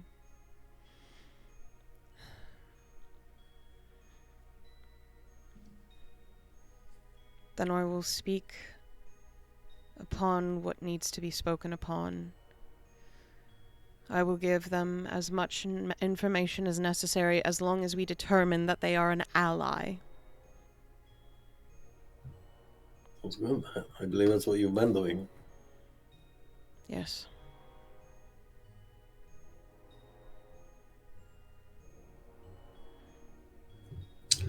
Well, while we're stopped here, should we go over the game plan one more time? Make sure we are on the same page? A quick roundabout, please. So we are speaking with I was looking through the... I cannot fucking I don't remember think name. she gave us a name. Did she not give us a name? I don't remember. We didn't have I the could have sworn notes channel we got yet. one. Beardy, if you would, She did. please. Yeah. I believe she did give a name. Okay. What is it? Do correct me if I'm wrong about that. Please just give us the name. You are She correct did. about that. No one's correct. Okay.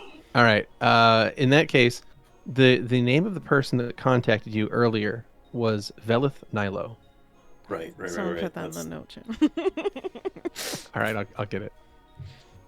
So we need to speak with these Velith Nilo, whatever position they may be in. Figure out what? Who are we organizing to stop the god? Well, This evil god. for the very initial thing, she knows about the needle. That it was set off. She does. And she called us to come here in a matter of a short period of time so we could discuss the next steps. That is what I Yes. remember from that conversation. Which infers that she may know something already. I would Yes. suspect that they're more concerned with the abyss than they are with Slanik. I believe she has But- some sort of perhaps draconic blood in her based on some of the scale features on her skin. Possibly. So she is probably fairly old. More than Possibly. likely knows about that because of being around at the same time. Yes. Well, so that is best case scenario. That with the people we're working with already know who we are fighting and what we need to do. They may not know the enemy. They may not. We gotta figure out how to communicate to that to them. That's why we when have the can't book. say it. And we gotta figure out who can fight this. Because the local government isn't exactly the kind of backup we need here. She may have a plan. She might, but we need a plan in case she doesn't. Us.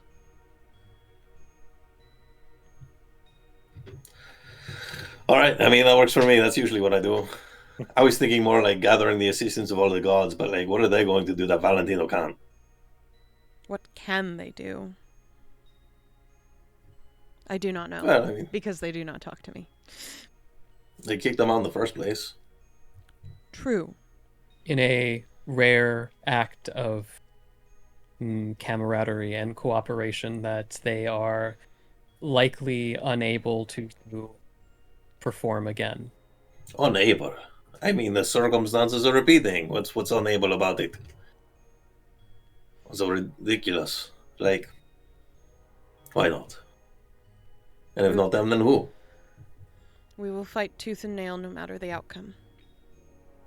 Oh, I agree with that. There's never a doubt of that in my mind. If it comes down to just us, just the six of us, we'll fight the fucker off ourselves. With a weed whacker, we have to.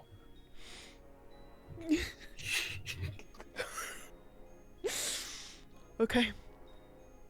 Like, Vision pans over Dawn and then kind of just turns his head so that she's just out of the edge of his vision. She's just walking along and smiling. I will notify you if I hear anything from him, but as is, I will not be able to communicate with him on my terms, just so you all know. I assume not. In fact, I think it's safe to assume that anything we say out loud to you is being open information. I can't feel him at all with Elias around.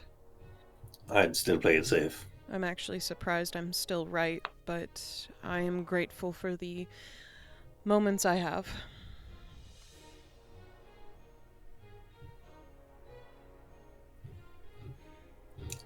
You see a sense of mourning wash over Louie's face again as he tries to hide it quickly and go back to a determined expression.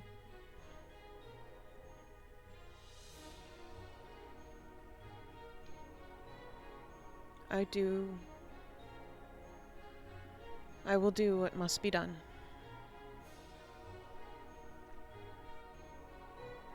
So it sounds like the plan then is we talk to these with Nilo, and if she has a plan, then we do that, and if she doesn't, then we just yell at everyone until someone listens, and that's what we're doing. Or at least we can try to form a plan with her. That's fair.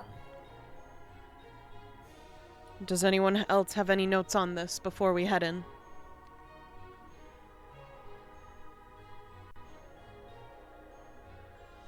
Nope. I'm gonna kill it, you guys. I can feel it.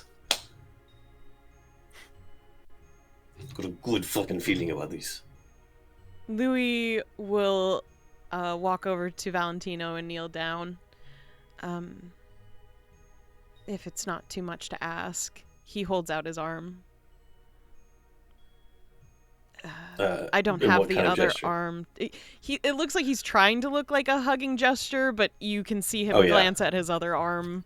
Stomp. He'll go in for the hug. Thank you. You can feel him actually squeeze you, which is probably more affection than he's used to displaying. Mm-hmm. It's more than Valentino's used to receiving, at least. Alright, okay. Sorry. I No, you're didn't good. mean to hurt you. I thought you were tougher than No, that. it didn't hurt me. You're fine. I'm just, there's certain types of masculine affection that I didn't really grow up around. Anyway, that looks like a slap in the face on his expression. well, that's not what it was meant as. That's him interpreting it. It's not Louie's fault Valentino grew up without a dad. Would Or is that it? mean you're Is- more or is it? affectionate? Yeah, It I probably sure hope is, it's not. It actually. better fucking not be. Daddy? Girl. Yeah. No, Valentino's gonna find out that his dad was seduced by Louie, and that's why he left. Nope. I don't think that's the case whatsoever. Not inadvertently. Can you say for certain? Yeah. That's what I thought. Probably not. That's what I thought. You can't. You didn't even let me answer. I didn't need to. Fuck. All right, I do have a practical request from you, Louie. Given that what happened at the Temple of Bella, that assassin thing, Black ice. no more. Yeah, no more. If it I happens again, wasn't- I'm going to assume it's not you. I wasn't planning on using it. I Good.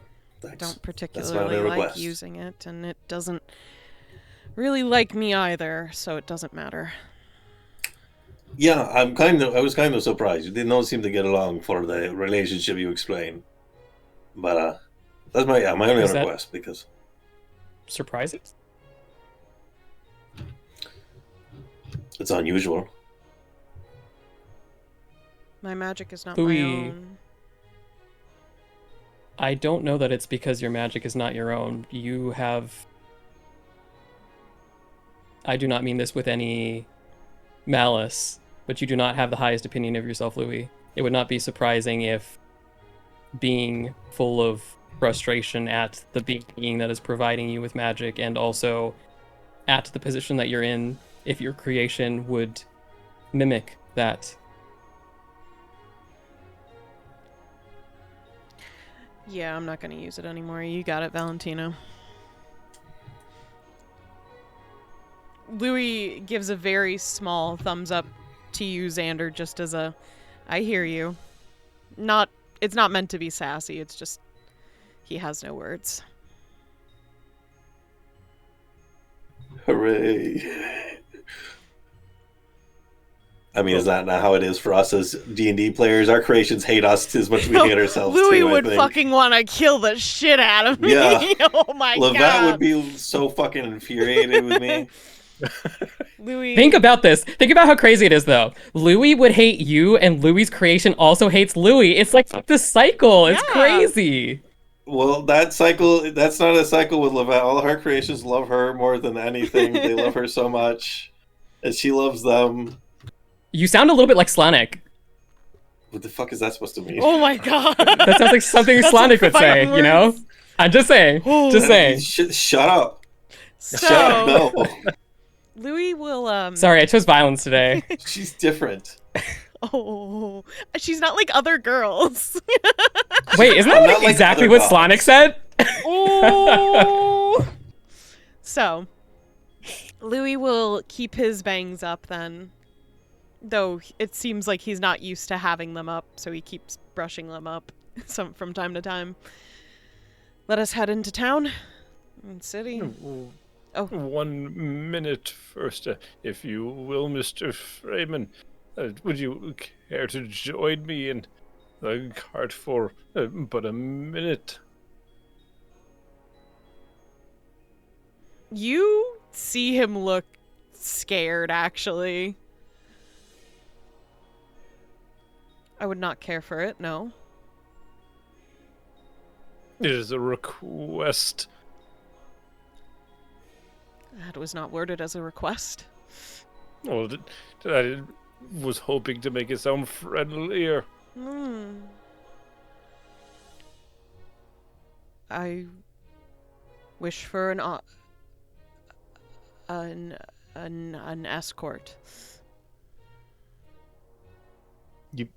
I can go with you.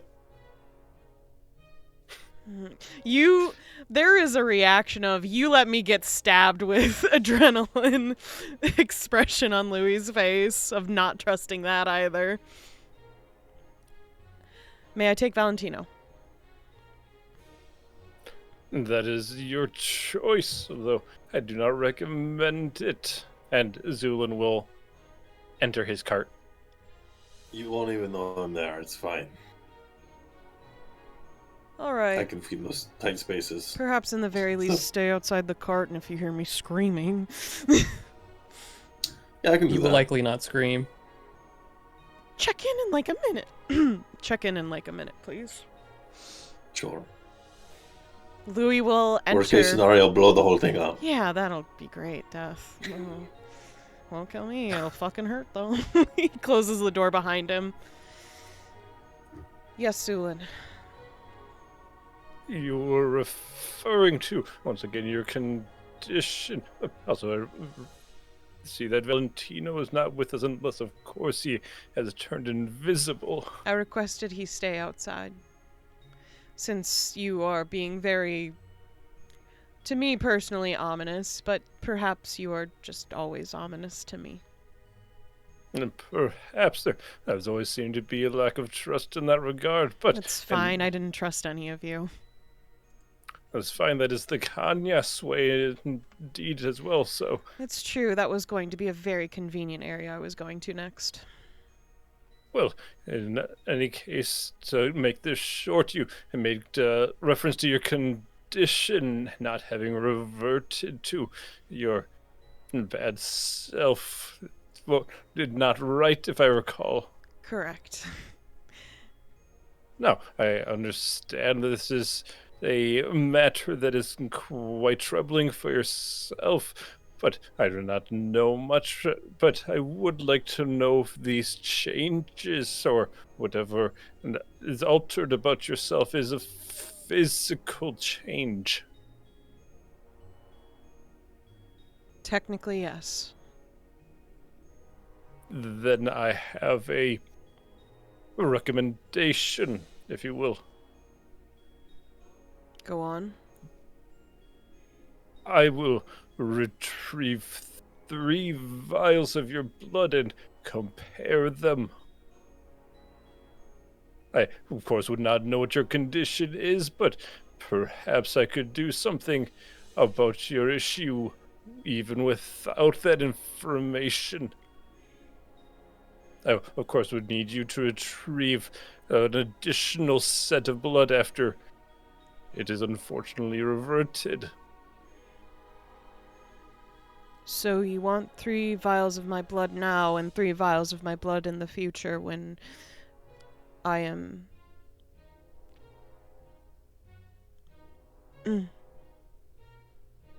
Indeed. Sorry. Does it smell as bad in there as it does out here? It smells bad Nobody in died here. in there, right? Okay, you're still in there, It's alright. like formaldehyde, it's fine.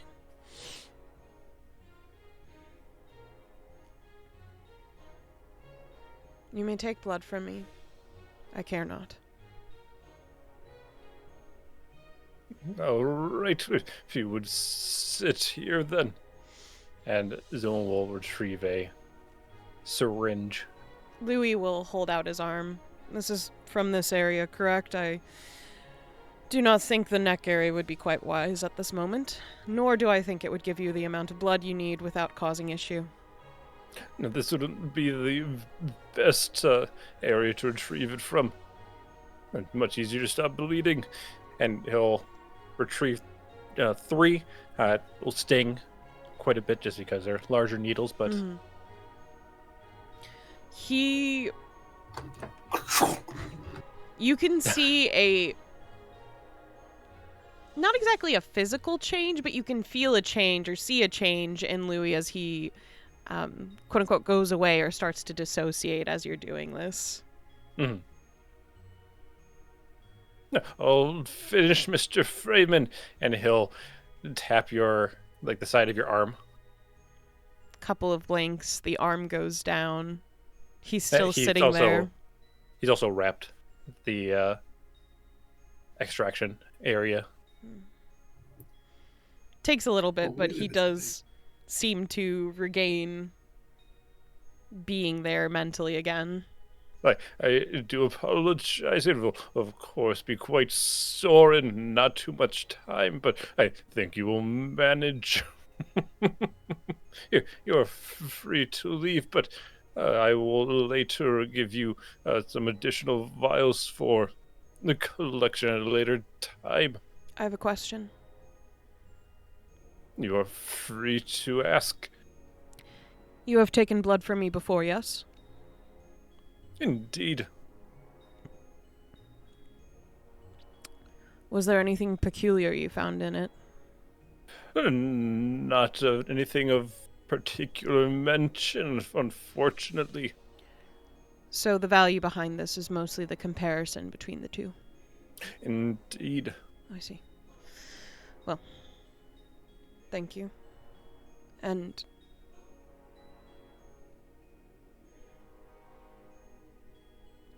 thank you if you can fix some parts of me. I doubt it can be fully. He keeps shaking his head. You have no need to thank me until such a time comes, but I have been mostly spending most of my time invested in researching miracles, after all. Me too. Just different area of miracles.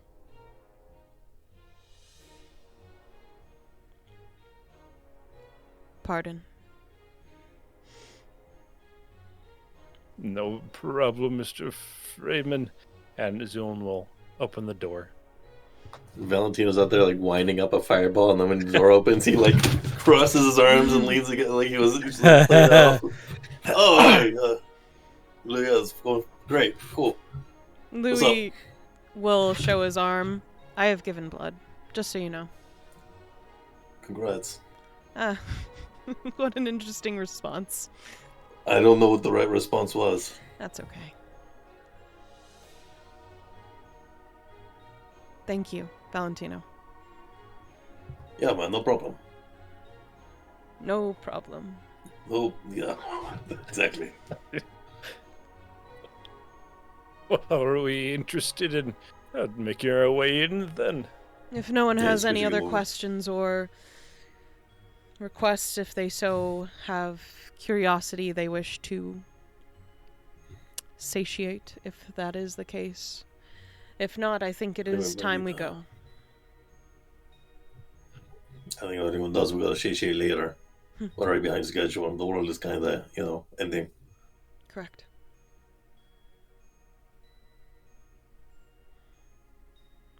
We vamonos.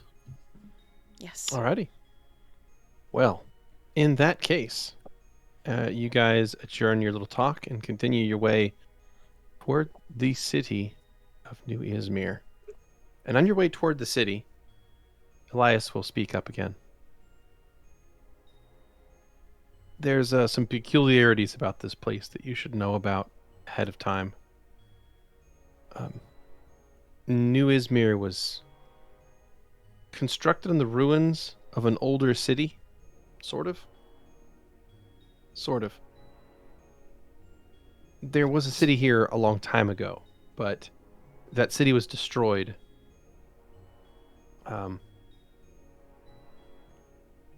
Instantly, one day. You see, one of the enemies of Adrian, a being that was trying to destroy this place, had torn open a rift into the abyss over top of the city that used to dwell on this spot, and that portal was sealed. And indeed, upon being sealed, it was closed and it became solid matter. The portal, upon becoming inert, became as stone. And the portal, which had hung in the air above the city, well, it fell onto the city, crushing it. New Ismere was constructed on top of that disc, a great wide plate of stone. How inauspicious. I suppose the founders of the city believed it to be a message, a a clear showing of the determination of mortals, that they refuse I to like them simply already. lie down in defeat, and that they would rebuild any losses that they ever suffered. Do you So they know this constructed- woman meeting is one of those originals? Oh, I can't imagine that's the case. It's been a very long time. Some races, though, are long-lived. Sure. Well, But- The name is not familiar to me. I see. So, is it like haunted, or how is this pertain to us? Oh, right. It does make the city a little bit strange.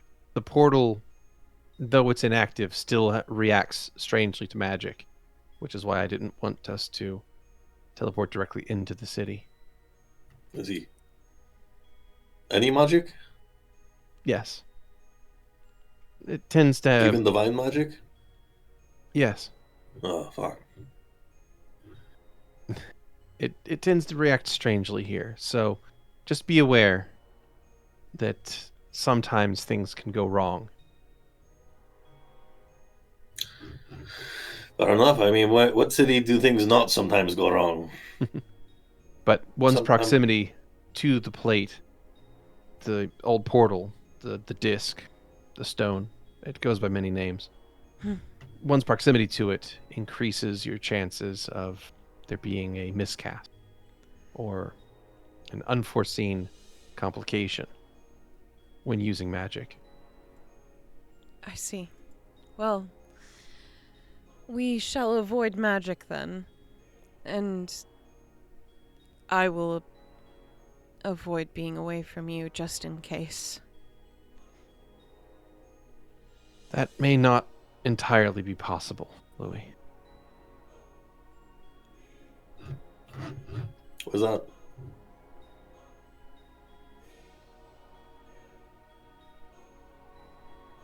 I believe our enemy is aware of our arrival here.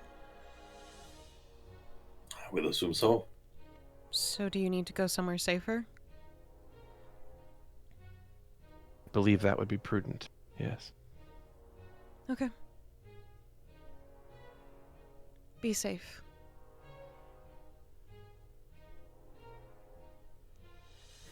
I'll do my best to lead them far from here and buy all of you time.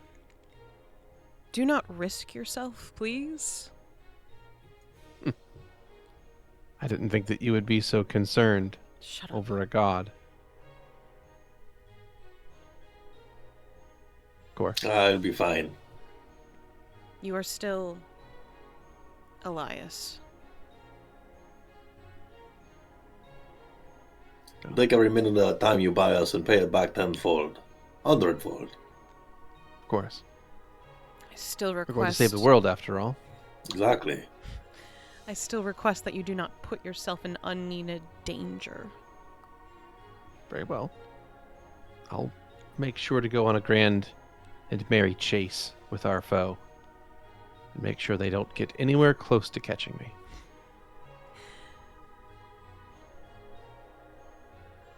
Louie will take out of Um, his bag a book that's a field guide and holds it out. Mhm. There's some fun places in here if you want to jump around quite a bit. I've memorized most of them, so Have you? yes. Very good. For some reason, 1,000 places to see before you die is extra ironic here. Well, Louie doesn't know it, but it is, I believe, Corona's guide. Ah, yeah.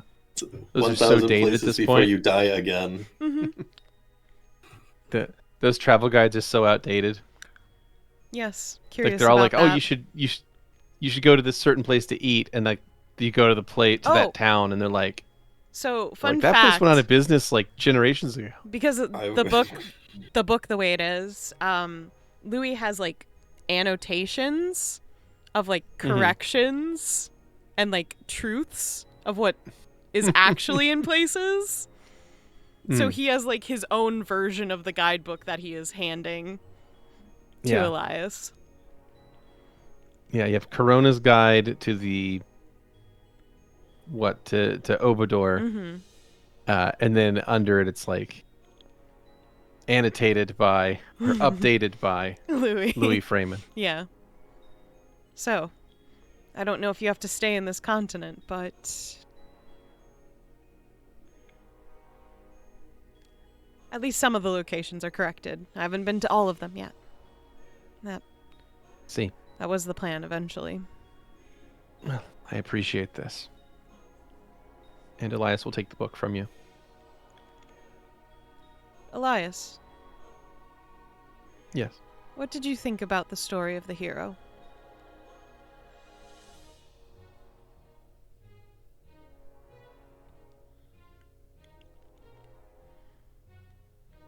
I hope it serves as a good reminder.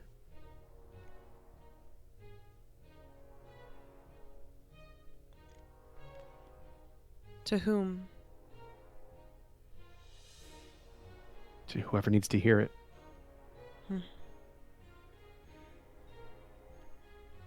Good luck and You need more followers, man. I like how you talk. Godspeed. Louie smirks.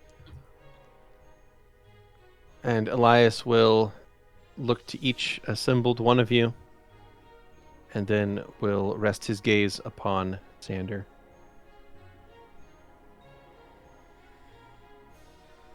Take care of yourself, all right? I could say the same. Our paths will cross again, soon enough. Of course they will. Just know that once I go, I do believe that your friend here will once again be in contact with our enemy. Be mindful. Yes. I will be ever vigilant. Please do all of you be careful with what words you're saying. Looks at Stavik. Okay. Oh yeah, you Don too. says and waves. Yeah, yeah. You too. And with that, Elias will take a few steps away, concentrate for a moment, and tap his scythe on the ground. And the moment tip of that scythe touches the ground, he's gone. In an instant, he was there, and then he was gone.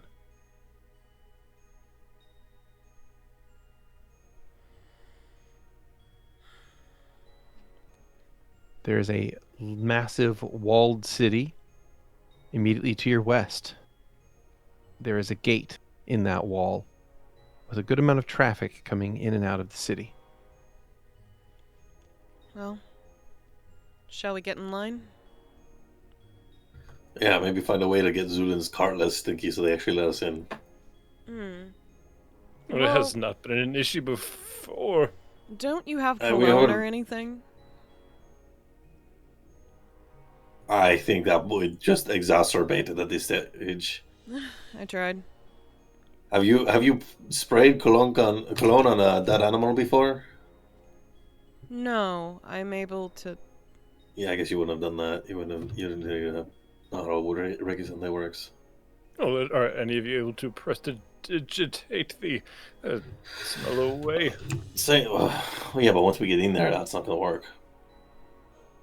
No, we just have to get in. Say no more. I'll cast prestidigitation to try and cut out. I imagine even magically, like, there's just so many different layers of chemical smells that, like, I miss some. So it just smells like chlorine instead of smelling like a fucking chemical plant. Yeah, you managed to mute some of the smells and accentuate more pleasant ones. And now it kind of smells like a really chemically altered orange vanilla. That's not the worst. Like creamsicle? Chemical creamsicle. Yeah, chemical creamsicle, but it sits on your chemsicle? tongue. Yeah, it like you can when you smell it, like it leaves a residue on your tongue. Chemsicle 100% sounds like a product in Fallout. Mm-hmm. I can feel that on my goop. All right, man. Let's see you do better then. Fuck. Louie will pull his bangs back down. Shall we, get going? Indeed. Doot, doot, doot. We get in line to get inside. You get in line to get inside. You got it.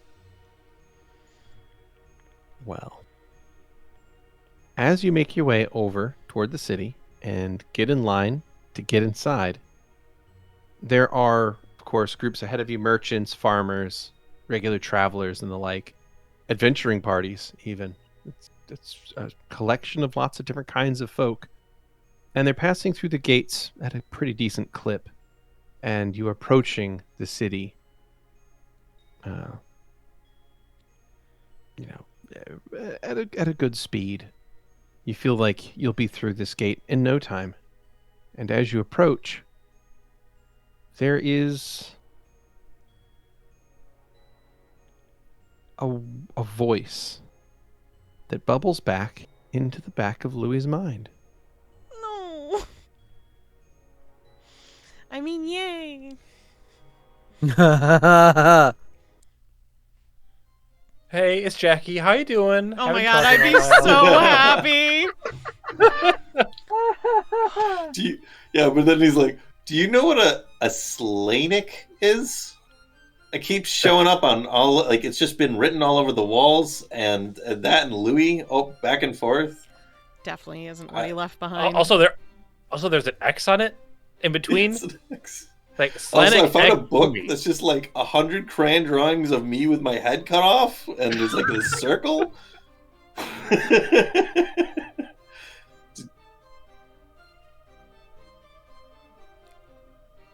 So, Hello there. so I feel that. You feel a voice bubble up in the back of your mind. Hello, Louie. Hello, Master. It's been a while. You're hard to reach sometimes. You know that? I get into a lot of weird places nowadays, it seems. Of course. Our plans are moving along quite nicely. I didn't expect you to get to New Ismere so soon. Is that an issue? No, not at all.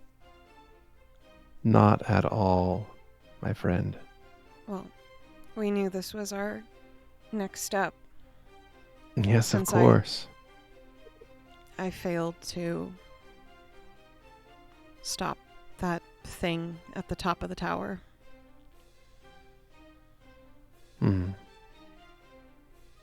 It's quite all right.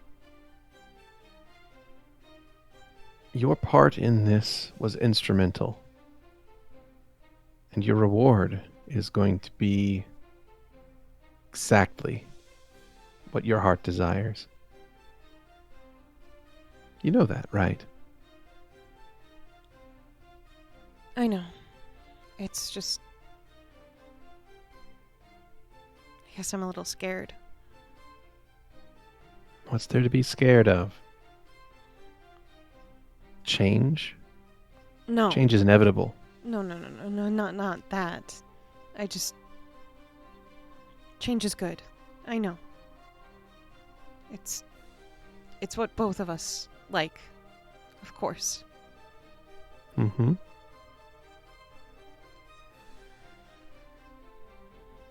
I guess it's just...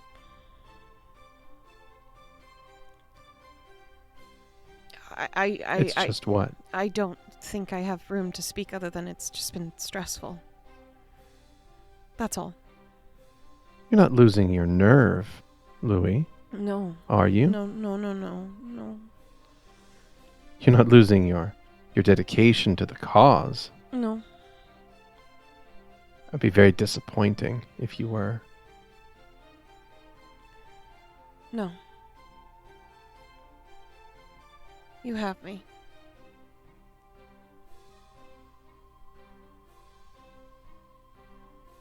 You have me, Master. Do I? Of course. Where have you been, Louie? Where have you been these past few days? We traveled from old Ismere to... I can't remember the middle town, but... I don't mean physically, Louie.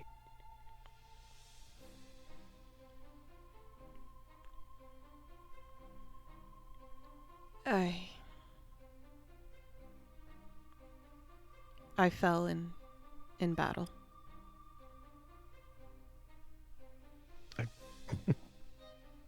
You fell in battle.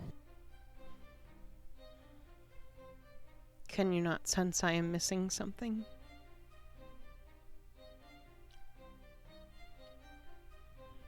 And you've been in a coma? Is that it? Several days, yes. Of course. How unfortunate for you. It is fine. My allies took care of me. And I was able to save them from that beast.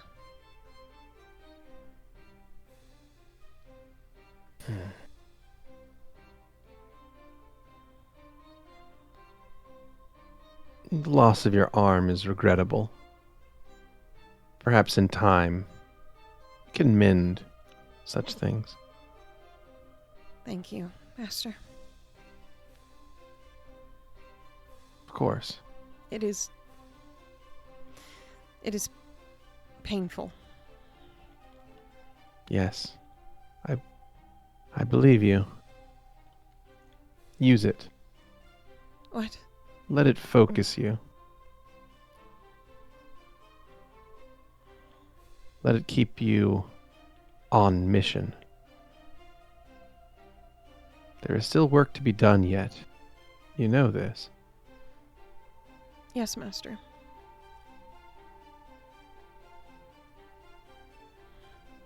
What is... Is there anything you have for me? What other than the normal?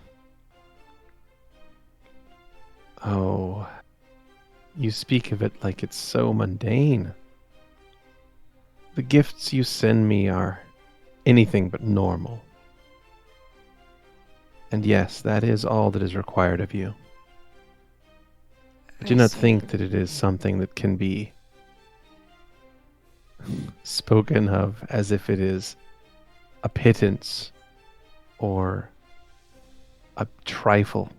No. It's- The gifts you send are vital to our cause. I mean, I know we're saving them. It's just...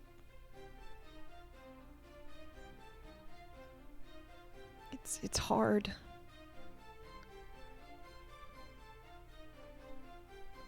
We are nearly finished. Do not lose your focus so close to the end. I expect results. Of course. There's no response.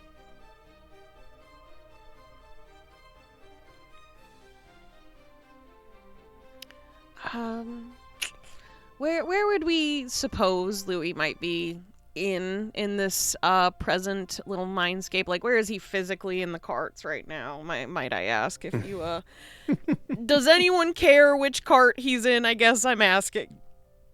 Nope. Cool. No.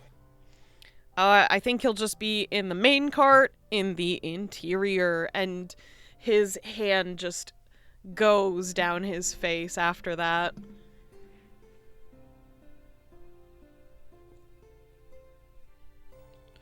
You good? He gives you a thumbs up, but then he shakes his head no. Can you talk about it? No, I'm fine.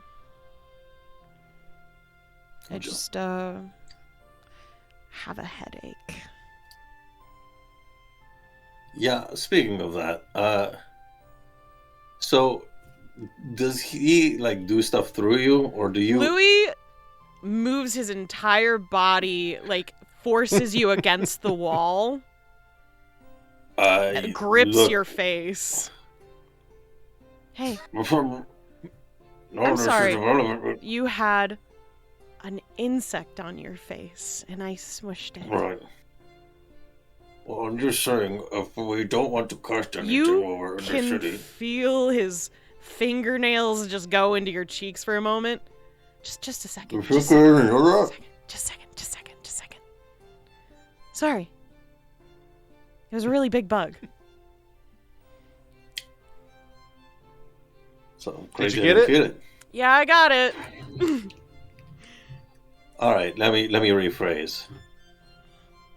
If you accidentally cast a spell while we're in town, do we have a contingency for that? By your own volition, just because you know. Bro. it I happens wasn't sometimes. planning on casting a spell inside of this town.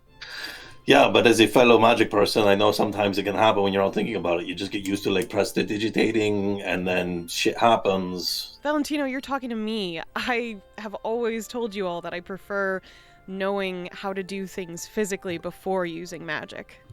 Okay, but if you weren't that way, would we have a contingency in the purely hypothetical condition?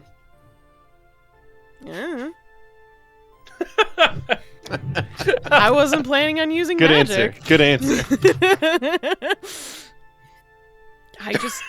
I just wasn't planning on using magic.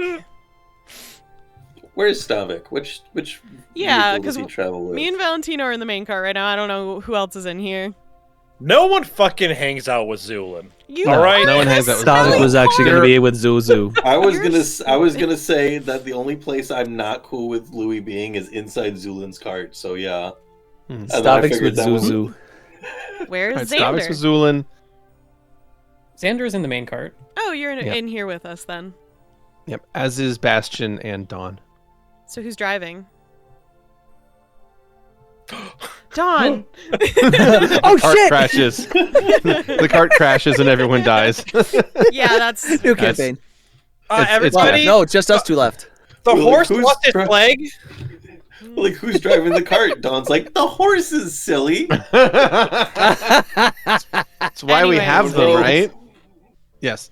So, no, it's Bastion's driving the cart. okay. Louie just shrugs. I just wasn't planning on using magic since we know it's a weird, funky, wonky little place. I wasn't either, but you know, I'm just all right. Well, I mean, you tried. if I That's do, fine. we deal with whatever weird stuff the funky, wonky plate does. hey, you're the one who likes to be ready for shit in advance and gets upset when we don't. I'm happy to do reactive planning. I am very curious how Stavik's self will react to being in the city. That's a good That's question. a really good point. Torn asunder. Explodes. Just dragged to the abyss immediately. Just Catches on fire and just screams in agony. Well, Yes. So your wagons approach the gates of the city, and you are told to halt for inspection. we don't have anything weird, right, guys? Well, other than us, other than the You're- bleeding skeleton or the multiple casters and unregistered venturing party. We just don't bring that part up. No, We're just they bring it up. travelers. Yeah, that's it. Just travelers.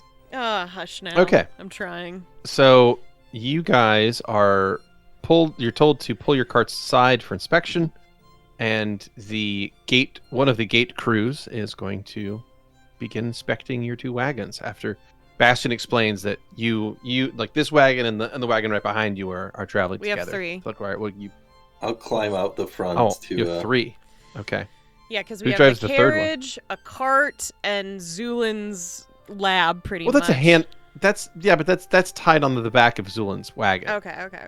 That's not like a separate vehicle. So anyway, Fine. So Bastion explains this to the guard.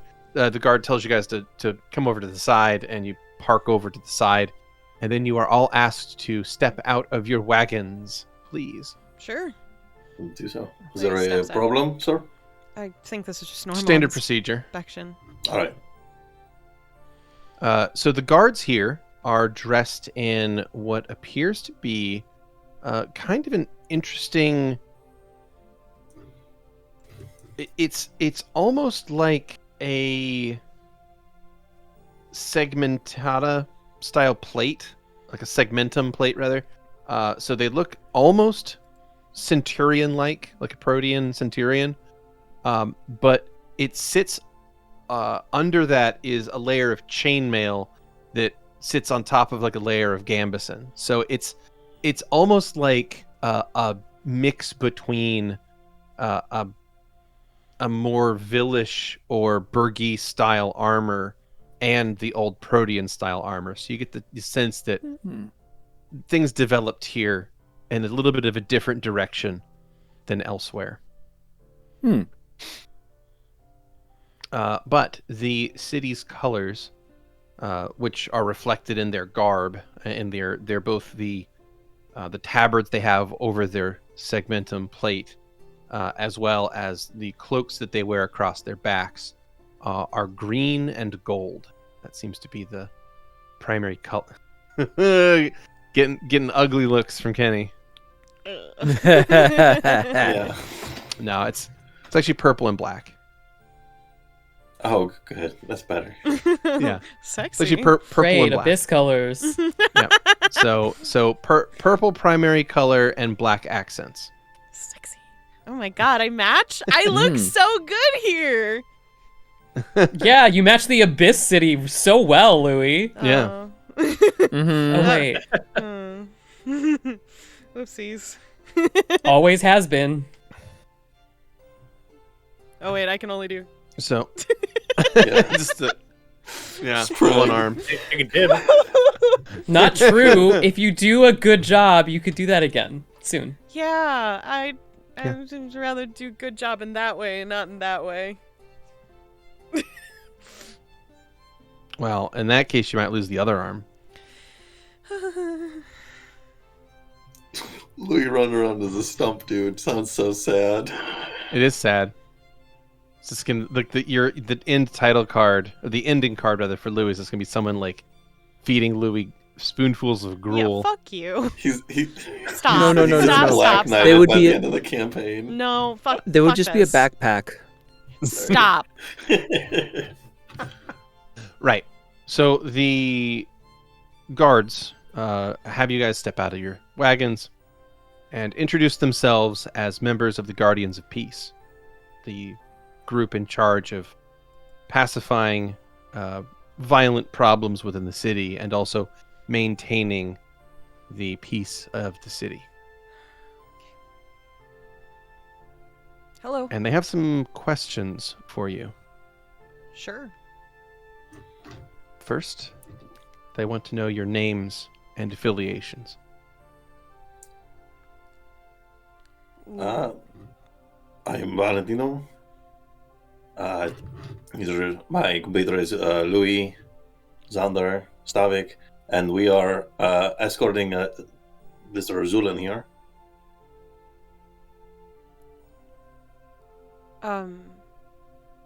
Louie Some members of his business. just keeps a straight face, even though internally he's just like, I'm pretty sure we could just say who invited us here. That'd probably be a lot easier. We are here on the invitation of one Miss Nilo. Belit Nilo, is that, I believe? Louie nods. You believe. We spoke with her once over magical means. But if you wish to send a missive or something, I'm sure you can get that confirmed. And your business in town is specifically to communicate with Correct. Yes. It's a bit of not so much private but professional matters, so I'm not sure that we are obligated to speak on it much more here. I'm sorry, sir. Not only are we not obligated to, I'm afraid we cannot, because it is a matter of top security. We have been summoned here to deal with a professional matter. Well, you have all successfully turned a standard custom search into something far more serious.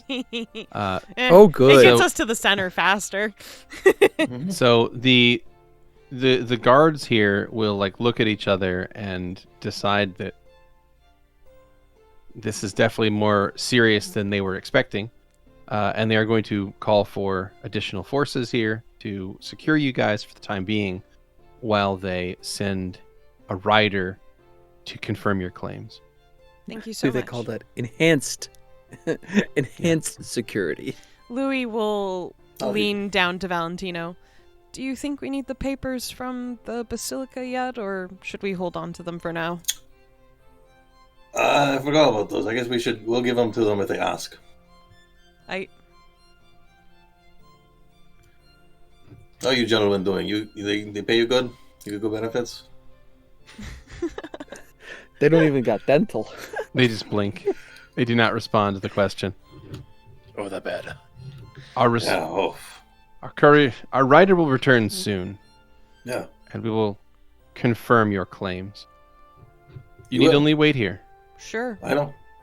Who wants to play cards I in the mean, meantime? I don't really think you need to wait here, but I'm not telling you to leave. If you want to, just relax. Or don't. I don't care. They're- You're on the They're clock, not working. me. They're working, Valentino. Just leave them be. Yeah. You're right. You're right. Come on. I don't mean to tell you how to do your job, man. That's not my place. As you're waiting there, the line of people entering or leaving the city continues to flow. You see more merchants and other adventurers moving in and out of this place, until eventually a group of riders will return, moving with all speed.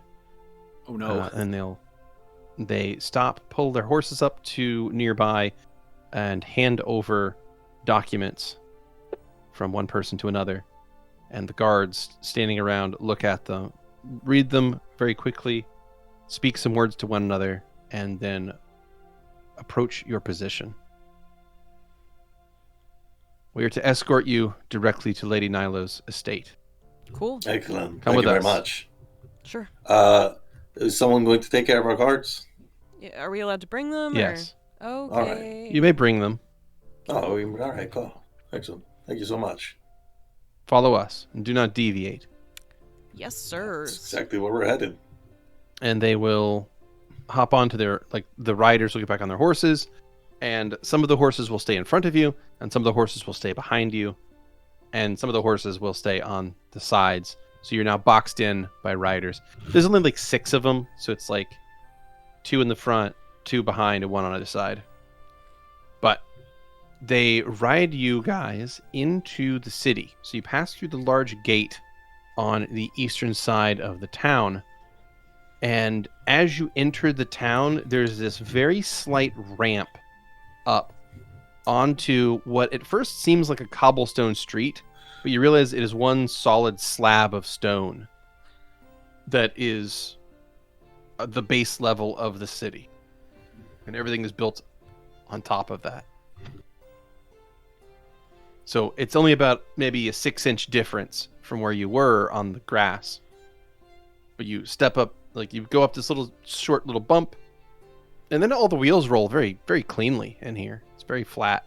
It's magically flat even, so it's very, very comfortable ride once you get inside the city. But beyond that, there are great deals of houses as you enter a particular district of the city that seems to be designed for the regular common folk. There is a large market that you pass through, great deals of neighborhoods and housing sections in this part of town that you weave this way and that through until you can see up ahead a secondary wall in front of you. So it seems that there is an inner and outer city wall, and you're now approaching an inner city wall that has a smaller gatehouse onto it, and this wall is much smaller than the other one. So the inner city wall is much, much smaller. So it seems like there's a very, very large circular city with a much smaller section in the middle that is further walled in. But you approach this one from the northeast side, and there is a short conversation between the guard until you are escorted past these people into the core of the city, which mostly seems to be made up of what look like noble villas, very fancy looking houses, and like massive sort of these massive manor houses that you're not sure if they're private residences or not, but they look very different from each other. Each major villa in here is of a completely different like art style or an architecture style. If they are noble houses, at least they have more fucking personality than most and not just copy everyone else. Does our entourage attract attention when we're in like the commoner part of town? No. Okay. Because I mean, it's not like you guys are flashing lights or anything. Like it's just No, but I mean, if you just- see a car going down the street with or like flanked by like motorcycles with a cop car on either end, you're like, Sure. that's either the most dangerous person alive or a celebrity. And so Valentino is going to be sitting at the front and trying to play it off like he's a celebrity to everybody, like waving to the Yeah. crowd if anyone you looks. could, you can absolutely wave to the crowd, but Yeah. you're not going to garner like. I don't think people are going to throngs of flip out. I people. imagine people would Yeah. just kind of look like, what's going on? But then he'll be like, oh, come on. Oh, yeah. He'll like mage hand some like flowers if we ever pass any greenery to like toss out to people. I'll stop you right there. Oh no. Oh, yeah. Oh, you're right. To be fair, I want to say that you have on the side of the city. Yeah. No, it's exactly what you're saying before. Is like you get in the habit of just prestidigitationing, right? So it makes sense. So you get into like the moment and you're waving to people that are looking at. It's exactly what you would do. So like you go over and you mage hand toward one of the like a nearby set of flowers, and your mage hand crackles into existence, and seems to be throwing off sparks of multicolored energy. Can I cut it off there because I would definitely remember that. Be like shit. Yeah, you can throw it off. Your hand is smoking slightly. That was a practical trick. That wasn't a Dude.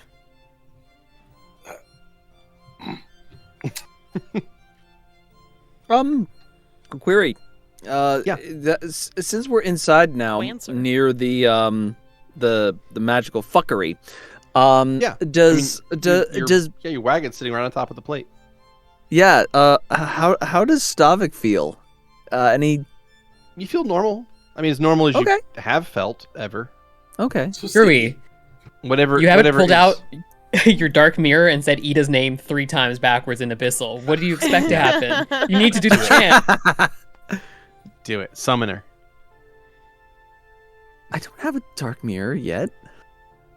Bro? You get I there. thought you kept it with your chakra.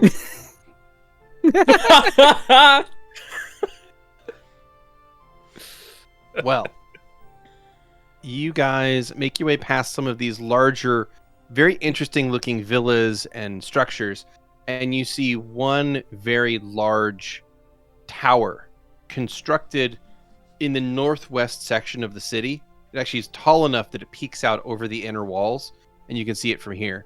But it appears to be a large, kind of weirdly like bifurcating tower that has like multiple sections jutting off of it. It looks almost like a tree made of stone, in that it has like these multiple branches coming off of it. But it's cool. obviously a man-made structure. It's just Wow. it's tree-like in its overall resemblance from a distance. Like really learned nothing. Castlevania? Kind of like Castlevania, a little Okay. bit.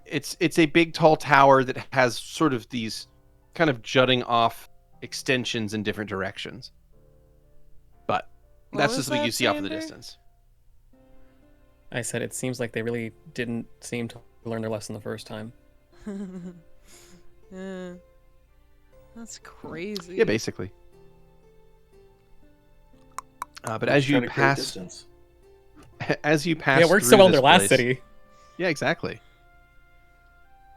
You head into this area, and one of the buildings is kind of odd. It's odd enough that it catches your eye. It looks like, rather than a big noble's villa, it looks like a big round, like permanent built yurt, right? So it is partially canvas, partially timber. So like timber supports over like a canvas skin over this thing. The building itself is largely circular. There's a second kind of circular jutting section up in the middle of it to form a second floor. But the entire building definitely looks like a completely different construction style than the rest of this place.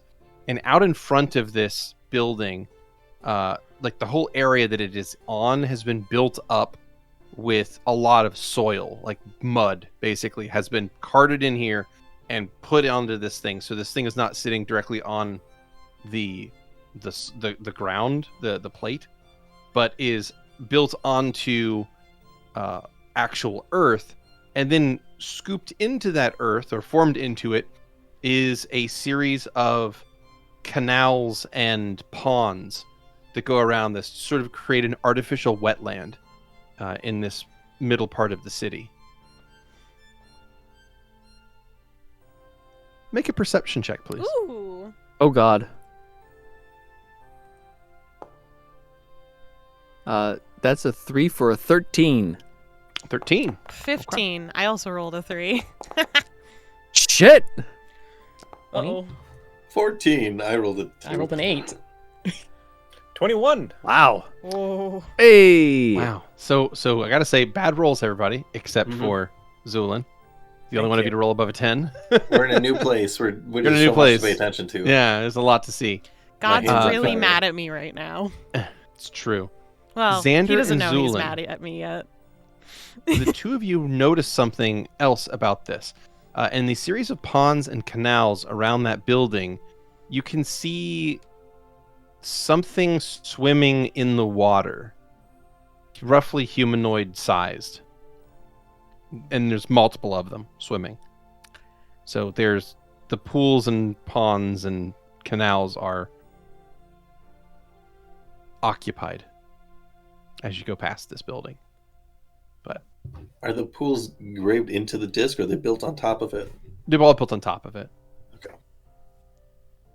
So it's basically like a large embankment of earth has been put into this whole into a large section here, and set into that are like effectively an artificial wetland has been built there, and there's things swimming in the water in that wetland.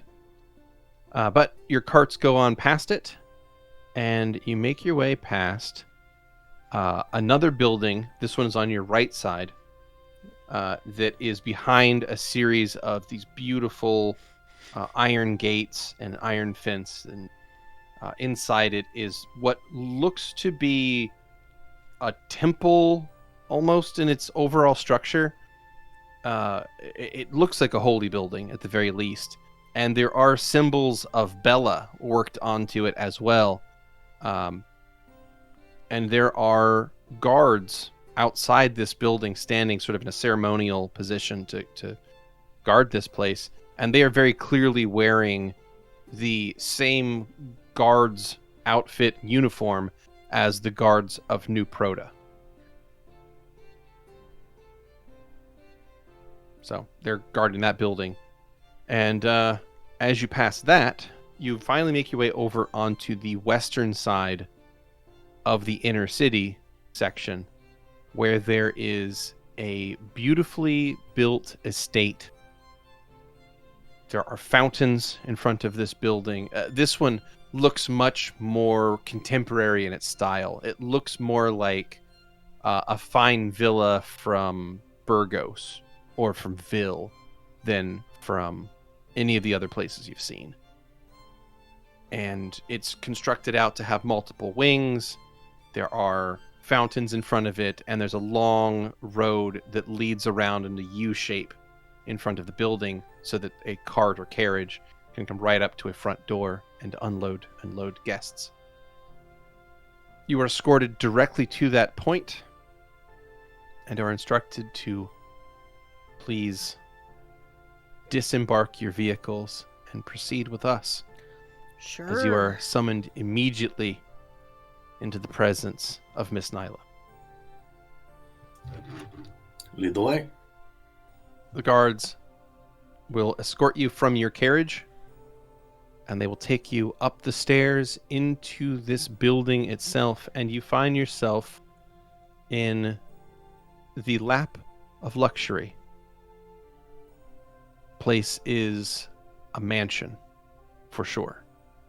The people who must live here are likely to either be of the highest echelons of wealth and influence within the city, because everything in here is immaculate. Everything here is polished to a fine degree, and there's a great deal of staff that are making sure everything runs properly. I immediately look at Bastion's face. Bastion is looking at everything as well, and he's like, you can almost hear an addition machine. You can hear like clackety clackety clack, shing shing, clackety clackety clackety clack, shing shing, and you're like, and as he's sort of trying to come up with the total value of everything in here if you were to steal it all. And your group is escorted into an office that has one wall made up entirely of grand windows facing a garden. And inside that office, sitting at a large desk and working on some kind of paperwork, is a figure that as soon as the door opens, she looks up from her work and she stands from the desk and begins walking over toward you. What you see is a woman standing roughly 6'1", lean and somewhat lanky, built like you would expect an elf to be built, an elf of particular athletic build. She has a skin of an olive brown shade with faint traces of glimmer along her throat and cheekbones that seem to be scale-like, and they're subtle, almost like freckles on her face. Her hair is black and straight and is tied back into an ornate series of weaves and braids that spill over the back of herself and go well past her waist. The braids themselves are bound with what they look to be these heavy engraved metal rings. Her eyes are a sort of a dusky amber color, and her facial features her eyes are slightly an almond shape. Her features are very elven in that respect. However, as she approaches you and she has a small smile on her face, you can see that her pupils are slitted vertically, like a reptile. Her ears are long and elegant, like an elf's, but they have slight serration at the end.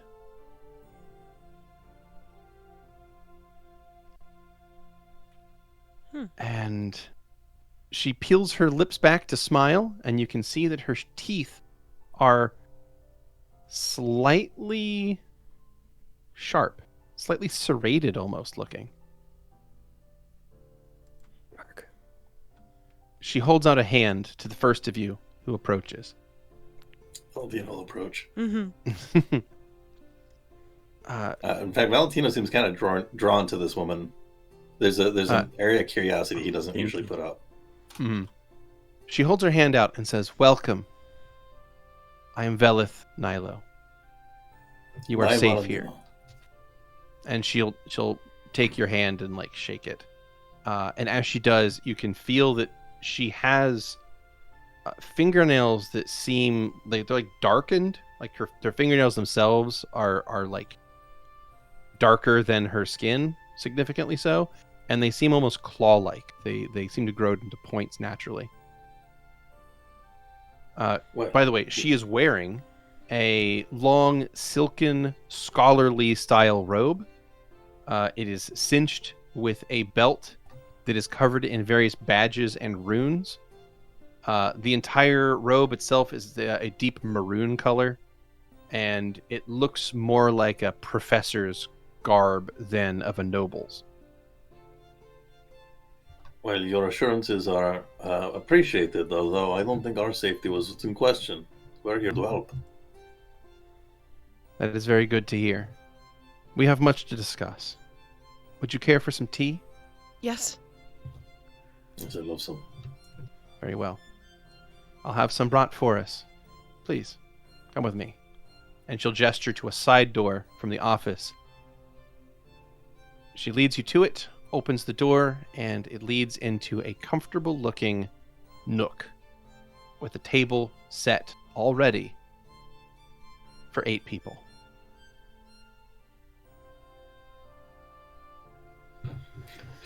Hey, they count more than we do. You're led into this smaller nook-style chamber, which seems to be designed for a sense of coziness, a sense of closeness with the space around you. The ceiling is a bit lower. The windows face out toward a beautiful little garden spot with amber-colored flowers.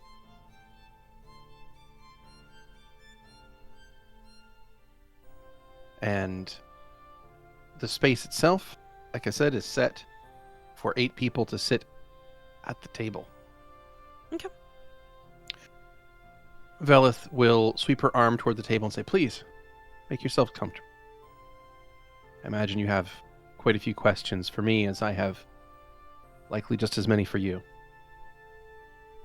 Of course. Won't you sit down? Although, if you are alright with that, I think it'd probably be better to start with your questions first. Ours are a little scattered at the moment. Very well. Does anyone choose to not sit? Louie sit. Cool. will look at Xander to follow his lead in this moment. Xander will go and sit down. Louie will sit down. Does it make a squelch noise when Stavik sits? Yeah. Ew. He just... Dude, not in public.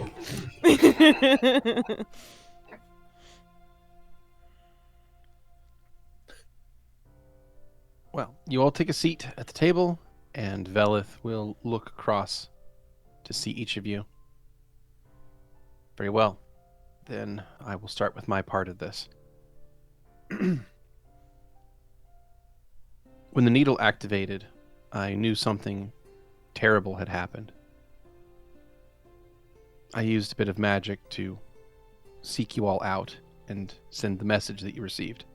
I'm glad you made it here in such quick time. And you had ran into the Archmage, a dangerous madman. I'm glad you survived. We managed to defeat him. The Temporarily. Archmage is harder to destroy than you might imagine. I see. I mean, we still won. But either way- think more accurately, there was a strange shadow dragon at the top of the tower, and it consumed him.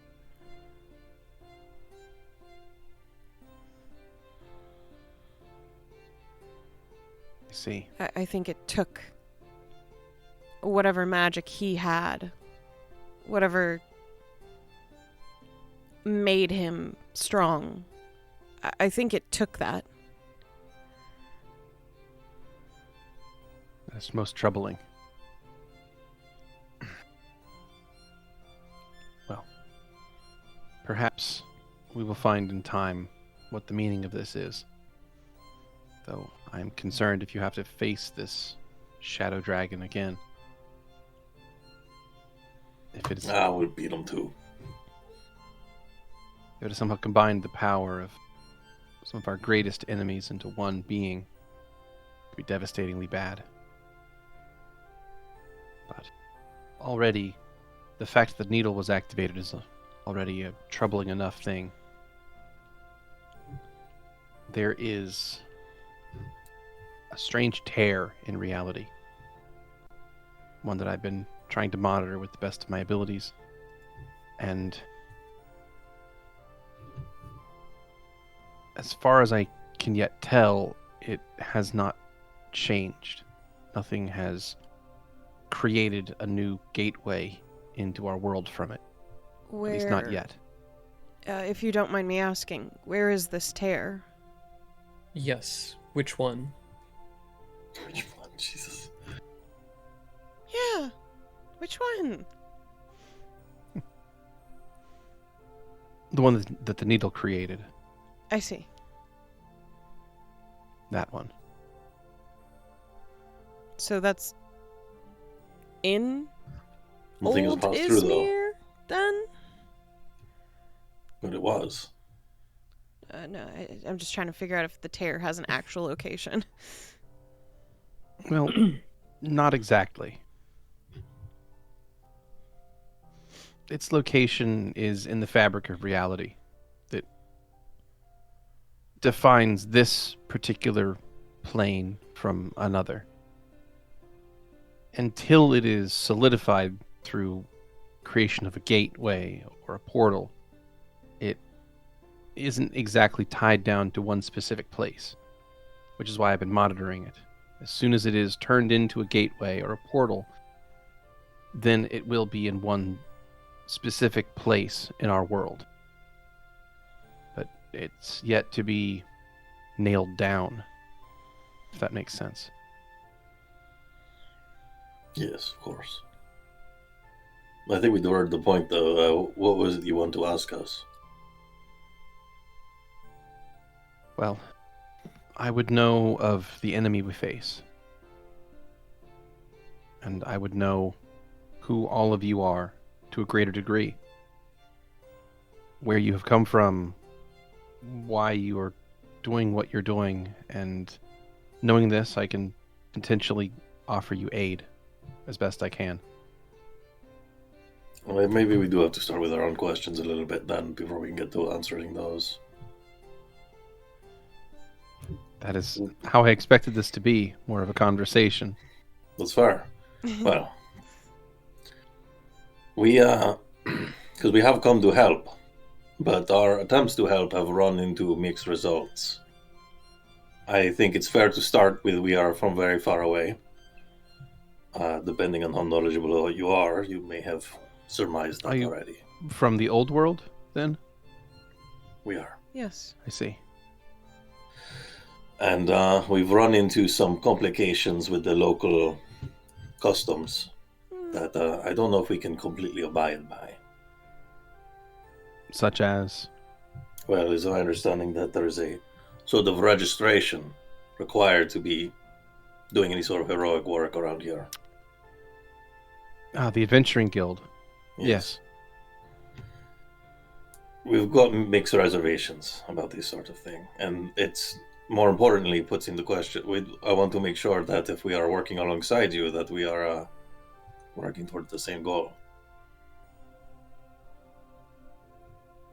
and that is this something that if we are to cooperate, we need to. It needs to be a resource we can access, and not something that simply hinders our ability to help. Well, luckily I still have my own old registration floating around. You can borrow my credentials. if anyone asks them. Wow. You know how to It's- bargain, lady. All right. That's off to a good start. Well then. Excuse me. I Yes. apologize to interrupt. Is there a washroom I could use for a little while? I don't Of feel course. too well. Down that hall, it's the second door on your left. Thank you so much. Xander, If you I'm get to a staircase, you've gone too far. good to know. Yes. Could you watch my Louie. satchel while I'm Mhm. gone? Thank you. It's got my book in it, so keep it Yep. safe. And Of course. Louie will leave the room and take his time in that washroom. Woo! Yeah? What Yeah, you we doing in the can- washroom? He is Just- washing his hands so good. He's Just being Mhm. thoroughly cleanly? Super. He is loudly going. washing his hands, I assume, humming and everything. Actually, he'll just actually sing while he's in there. Oh, there you go. He's making like a spa day out of it at this rate. He is. I got a horrible question for you. Yeah. What does he wash his hand with? Is there stuff to wash my hands with? I guess. No, I mean, meant you with don't have a the second hand second to wash hand it. To wash the hand with. That's It's why fine. it's Just taking use a me mage so hand. long. No, that's why it's taking me so long. One hand is just really. Do you don't want to use? You don't want to use mage hand? No, I saw what Valentino did. Plus, I don't have my spell book with me. I left it with Xander. Okay, You're but did you prep the spell? Not really a wizard, though. I mean, technically, I still need the book for some spells. Not your cantrips, though. The cantrips. Oh, I had no idea that's how cantrips work. Yeah, I'm good. I'm good. I really. Okay. I'm good. All right. All right. He's All right. he's taking Are you his sure you don't want to tear a time. hole in reality so you can wash your hands? I'm Yeah. pretty sure that's not of my Oh, it's current not. interest. Yeah, it probably won't tear a hole in reality. No. Anyways, yes, he's just singing, and he's just gonna take his time being ultra hygienic in this bathroom. Okay. Mhm. Okay. Now we can speak a little bit more freely. Yes. I see. Things have gotten really weird. Why very is that? recently. Well, I would love to tell you everything that we know about the nature of our enemy. But the nature of our enemy is that we can't tell you. We can tell you some things, but we can't tell you, like, we can't give you a name What do you mean? physically. I physically cannot say it. What? It is What do you mean? impossible for you to know this knowledge without knowing the knowledge. It is divinely prohibited. You simply you can't just say the name of the enemy. No. You can say the name, by the way. You Yeah. can speak it. She just Like can't nothing hear it. nothing is stopping just- you from saying it to her. You will I not understand don't it. change my theatrics. Yeah. He's just doing this on purpose. it's purely to ham it up. Okay, got it. But Trying yeah, to if any of sell- you can tell her everything you want. It's just she may not retain parts of it because of the law of the gods in this matter. I mean, we're working on that part. We're currently collaborating with some divine entities to see if we can kind of get around that one in a bigger scale. I see. But we can tell you like everything else. We just can't use names. Though we can fix that pretty easily if it is judged by everyone that it's a good idea to share that information with you. It is potential, but doing so is also a risk for the rest of the world as well. Precisely. There's already an issue that the lot of us know the information. And technically True. speaking, Yes, there's others, well, I guess.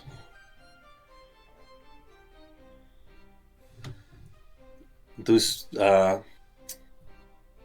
summarize, though, we have uncovered and are doing battle with a very ancient and powerful entity. Something that is aligned itself with the abyss and potentially challenges the gods.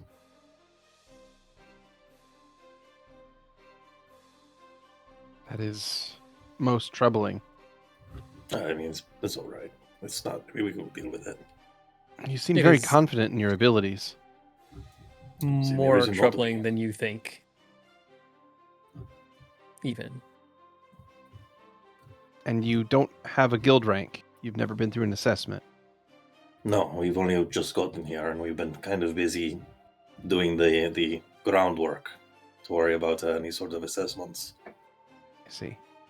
Not to mention that some of the protocols in such guilds we don't fully agree with. I know you're outlanders, but what is it about the guild that is troubling you? If I recall, it did require a giving of, if I recall, blood for tracking purposes or something of the like. Correct. Oh, yes, that's to prevent. Well, it's to prevent various problems. There have been issues in the past where heroes Stopped being heroic. have the farthest distance to fall, put it that way. And when they do, they tend to be terrible, terrible enemies. Yeah, we have Precautions the precautions that the Adventuring Guild take are to help mitigate anything such as that from happening. If someone was that to is freely of their will, but we are not bound by such decisions. If we were permanent residents, I completely would understand, but that sort of overhead when we return to our lives is just not something that everyone can deal with. I understand. Also, our mission in general is of too great importance for us to be potentially tracked by individuals whose motivations and goals we do not already know. Or worse yet, bureaucracy. Fully understand. The beast of bureaucracy is chafing to quite a few of the more daring and adventurous hearts among us. But I believe that I can assuage some of your fears, at the very least. As I said, you may travel under the auspices of my own adventuring party, one that I inherited from my mother, and one that I'm happy to share with you for now. And I'll also make sure to forego any specific blood drawing as part of your registration. The guild will make an exception in your case. Thank you, you're too kind. Of course. It's rather easy for the guild to make exceptions in this case. It is an exceptional situation. If it does make it easier, we do not plan to be residing on this continent forever. Of course not. I'm sure you have a wish to go back to your homes sooner than later, and I would not hold you here any longer than you need to be. Though I'm sure that if you would like to see the city, there are a great deal of sights that you might find interesting. But that can all wait until after our immediate dangers have been dealt with. If I may ask, then, who exactly are we dealing with? I understand that you have relationship then to this adventuring guild and obviously position of power in the city, but Yes, what kind of resources are we interacting with right now? I see. Yes, apologies. I suppose you've never had a proper introduction to our society. It's been a bit touch and go. That's fair. The Adventuring Guild, well, it has a great deal of resources that it has accumulated over time. Most of the guild dues are used to finance resurrection magics for those that fall in the service of the guild. But there is always a healthy profit that can be set aside for special purposes, special occasions. there's been a fund, both retirement and otherwise, that has been set up to ensure that those who live an adventuring life can retire from it with comfort. It's garnered a Is this fair amount of perhaps- influence. What? Sorry. Is this perhaps something where we could call in the aid of other adventuring parties? Likely, yes. Excellent. Depends on exactly where this portal opens, though. On that note, we do not come alone. We know with all bad news. Whichever bag has all those papers in, pull out the stack Yeah. of papers, slam on the table. The Church of Bela in New Prota. Well, I guess it's a bad news, good news situation. They were unfortunately caught up in this. But it has gotten them to engage with some amount of vigor. I see. They've sworn themselves as allies to the cause as far as they can. That's good to hear. And she'll like pull a few of the papers aside, kind of give them a cursory look. Very well. I'll be sure to read through these when I have a moment. Of course. But I wish you to know, firstly, that the guild will offer you no problems, because the guildmaster is sitting across from you on this table. So, understand that the resources of that organization are at your disposal. Cannot thank you enough.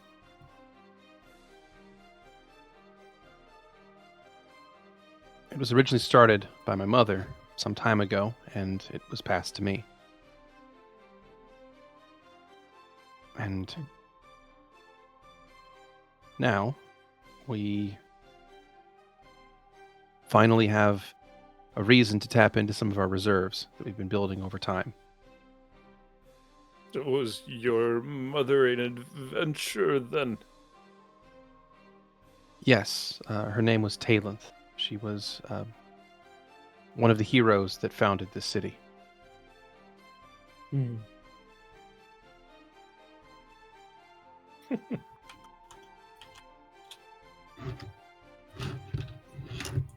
I am also interested how you were able to locate us and communicate with us after the events in Old Ismere.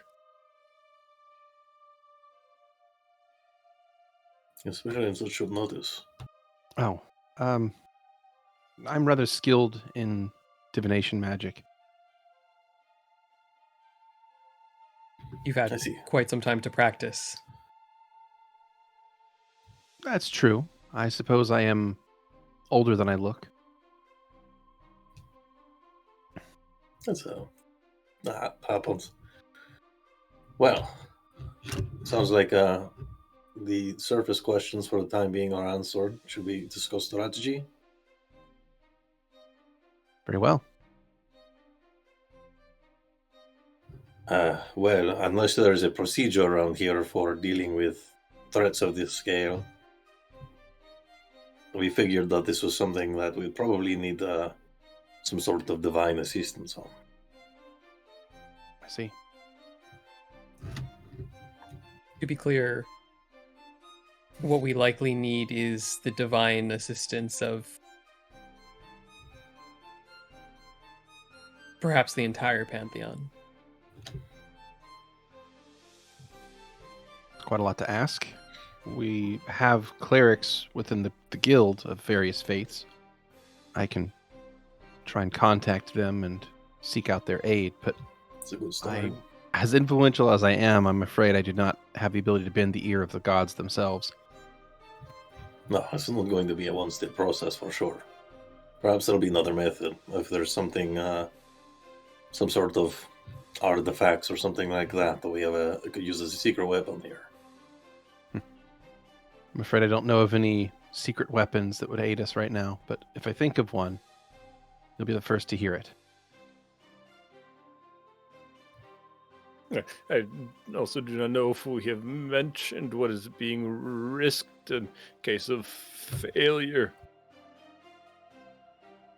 Now, whatever this enemy is, it has pierced a hole in the in the fabric of our reality and is obviously powerful enough that you refuse to even tell me their name out of some sense of protecting me from it. I can tell you, you're just not going to hear or remember it. Indeed. So you say, If you want, I Slonic, can Slonic, Slonic, Slonic, Slonic, Slonic. Can you hear? Slonic, Slonic, Slonic, Slonic. So if I search Slonic into a name, like I'm going to Slonic this Slonic right up to my Slonic. Imagine that sounds a lot more graphic than what I'm actually saying. she just sort of blinks a few times and looks somewhat confused at what you've been saying. That likely made Well, no we sense tried. to you. It may be more helpful to just refer to this one as maybe the Dark One. Or Very well. Beatrix, kiddo. But in any case, this is a entity that does want to supersede all the gods and will overtake the land. And in addition, there's some issues with the afterlife as well, which of course would be altered due to the lack of presence of gods in the end. But that portion is already started. And it is most disturbing.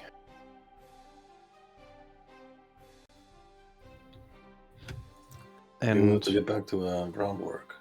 is your friend going to be returning soon? No, we Imagine will. they don't Hopefully wish to not. miss such an important. You misunderstand. We might as well be Are- straightforward about it, right? Our friend is not here because it is not safe to share this information with the friend because He's compromised. he has ties Unfortunately. to the enemy. Our enemy has sunk its roots, or choice of words, but into him. And Accurate choice of words. I suppose so. And you still travel with this friend, though they're compromised? What other choice do we have? We're in the foreign land, and at this point, he's been compromised for longer than we knew, so we might as well make it a use to us, rather than take a burden and run with it. Some of us there believe it some is way worth to the risk. Is there some way to feed false information then? We're working on that.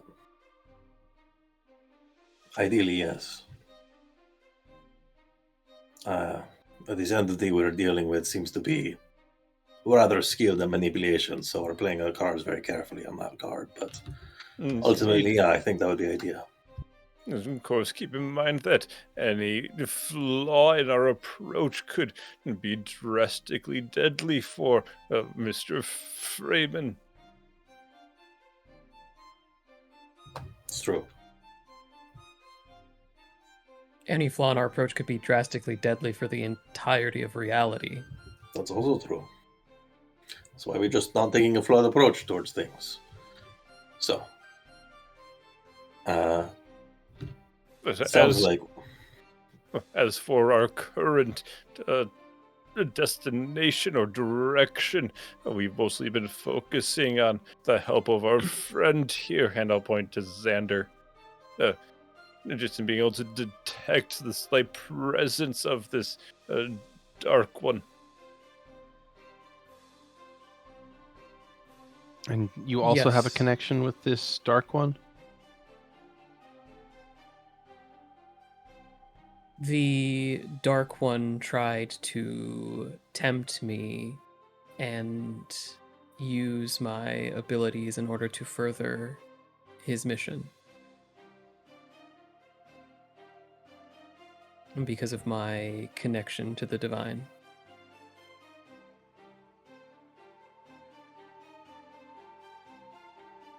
I see. But we do not have that sort of connection.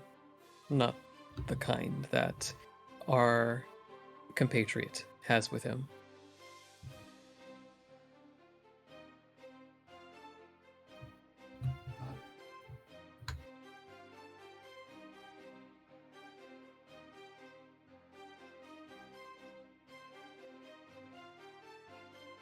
And so, I guess another question in terms of directionality is, have any of the guild members seen anything strange on the continent of late that could help us find out where the main effort is being put by the I was Dark actually just One? going to mention we have encountered outside of this incident with the mage in the tower.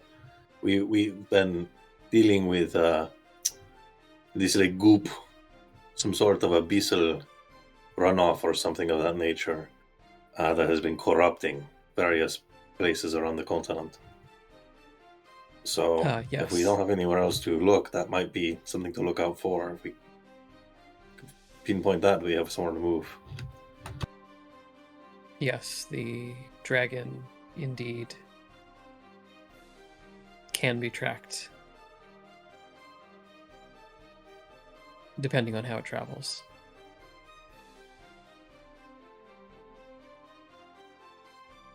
So it sounds like the most useful thing we could have right now is long-range communication. It seems like you have a network of people who may be able to communicate with you. Yes, that is the case. If you could find out if any of them have come across this corruption. This dragon, if not the embodiment of our enemy, is definitely some sort of agent or avatar. So if we can track it down, make it submit, that will be a major step towards victory. There is a complication, of course, with that. The dragon is carrying a significant amount of divine energy. At least it was the last time we encountered it.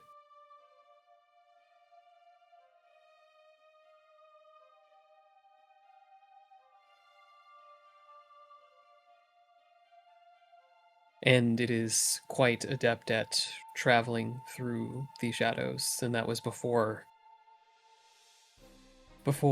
it had obtained all of that divine essence.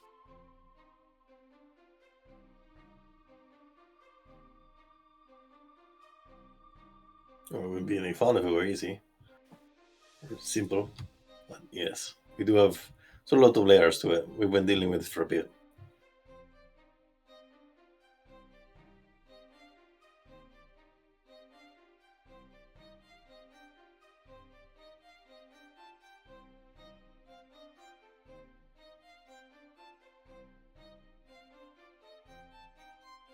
I have an idea.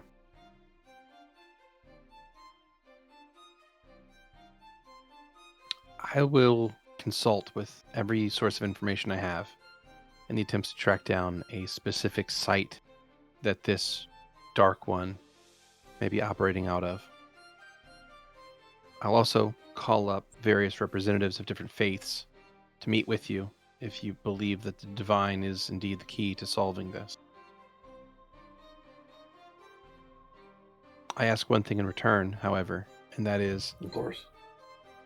while you have claimed a great many things about your previous accomplishments, and I have no reason to doubt them, I do wish to act with a bit more knowledge of your capabilities.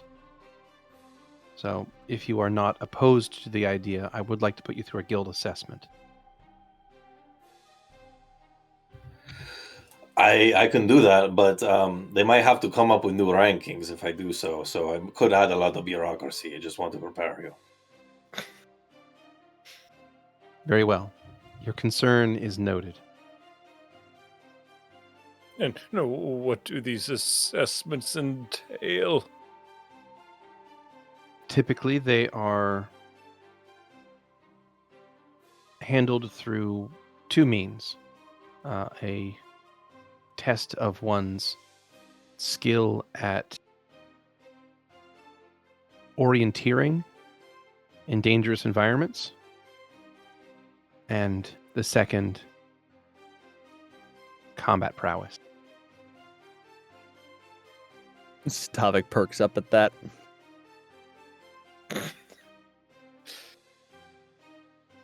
We have a Is it all done in facility. this city? Because we somewhat specialize in magic. Yes. Oh, you'll find no issue. All right. Magic here is finicky in places, but you needn't worry about that. Don't worry. No. We have a facility for assessments, one specially designed and built for exactly such occasion. But we needn't worry about that at this precise moment. Unless there is something immediately pressing, I would at least like to get to know you a bit better. Of course. Very well. Then I'll have guest rooms made up for you immediately. And once again, thank you so much for all your cooperation, hospitality. It is acceptable, but not required. Well, I we've am- been fighting alone for a long time, so having I am- someone at our side is great. In many ways, I am being as self-serving as anyone can be. I'm simply aiding someone in saving the world. I live in that world, and therefore I have a vested interest in seeing you succeed. Fair enough. She looks off into sort of like the middle distance for a moment, and then looks back at all of you. Your rooms will be ready soon.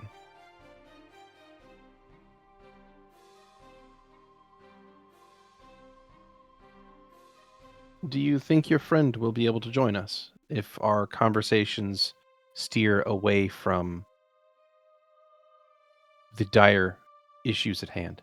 As long as we do not say anything of the like, then this should be fine. Very well, then. Before I have them sent for, is there anything else you need to know from me that requires an unguarded response? Well, if anything, I would hope to know what it is you've done through your life. I'd like to know that you are also trustworthy, although you are of high stature. I would like to know what you have been through. I was an adventurer for some time.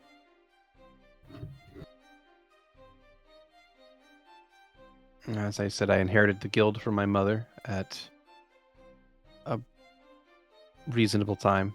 She lived quite a long life, especially for a half-elf. But that was many, many years ago, and I have tried to keep the guild and this city going in the correct direction ever since.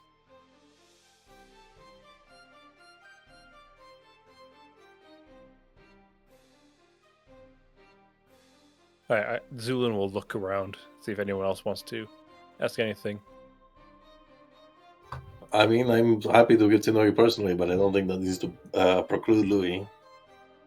Yes. That was my thought I as well. don't believe I have any questions that require him to be absent. Very well. Then I'll have one of the attendants search for him.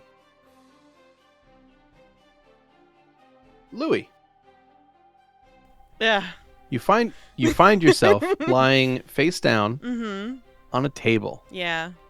The table is cushioned. That's so nice. It's like a leather padded cushioned sofa that's Mhm. flat.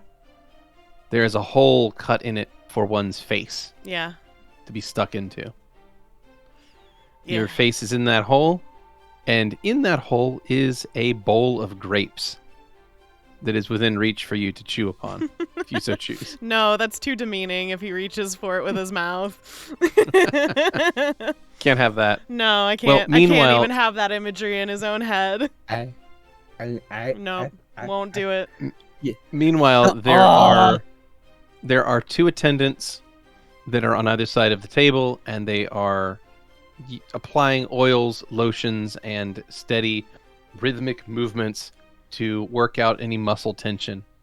There's within so your body. much of that. Yeah. Though they make no comment about it, they simply do their job and work out the stress. We can just hear that. Yeah. He still will flinch at every time like a hand is removed and like pressed back in again. hmm But he doesn't like overreact. It's just that's just what his body does.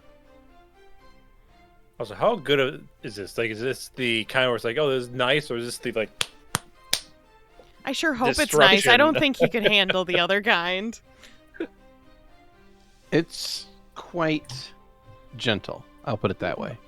The kind of massage where they lock you in a room with a pro wrestler. Jesus. I got you for 3 minutes. All right. Rest mine! So, yeah, you have 2 attendants working the stress out of your back with very careful and gentle massage. Hmm. There is a light knock upon the wall beside the door. Pardon me. Louie's half asleep at this rate. Your presence is being requested by Lady Nilo. Mine? Yes. Oh. Okay. The attendants will fetch your clothes. Thank you. Here, I'm sitting here thinking we're saving him from having to wash his singular hand with that hand alone. Aw. And Louie's like, I have to go back to the tea and company. I've been God having my damn. first relaxation in forever. I go back in the room with the people who hate me. Ooh boy, yum. Well, He goes right back to the massage after we're done talking, and the masseuse is like, I thought I got that one. yeah, he'll get dressed up, give a polite bow, and thank them both very thoroughly for their help. Mm-hmm. And he will head back to the meeting room looking far more relaxed than he did while leaving it, at least. Hi, guys. Yo, we are taking it easy for the rest of the evening. Oh, that's what I was doing, too. Oh, really? Yes. Great. The Yeah. tea has arrived. Oh, thank you. What kind? Louie hurries over to sit back down. There is a platter of teacups as well as a pot of tea. It's like a nice silver pot of tea, and it smells of jasmine. Very nice, huh? Thank you very much. I'm not my favorite, but I'm sure it will be delicious. Do you take your tea with milk? Yes, I do. Suckling. Fuck off.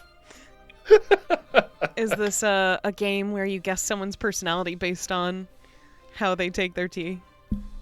No. Poo. I don't need to guess.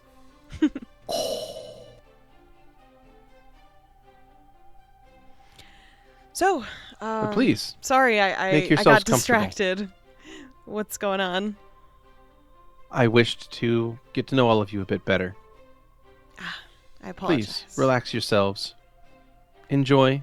I have plenty of tea to spare. Thank you. This city has been a bastion of prosperity and growth within this continent for many, many years. I know you, bro. Our friend's name is Bastion.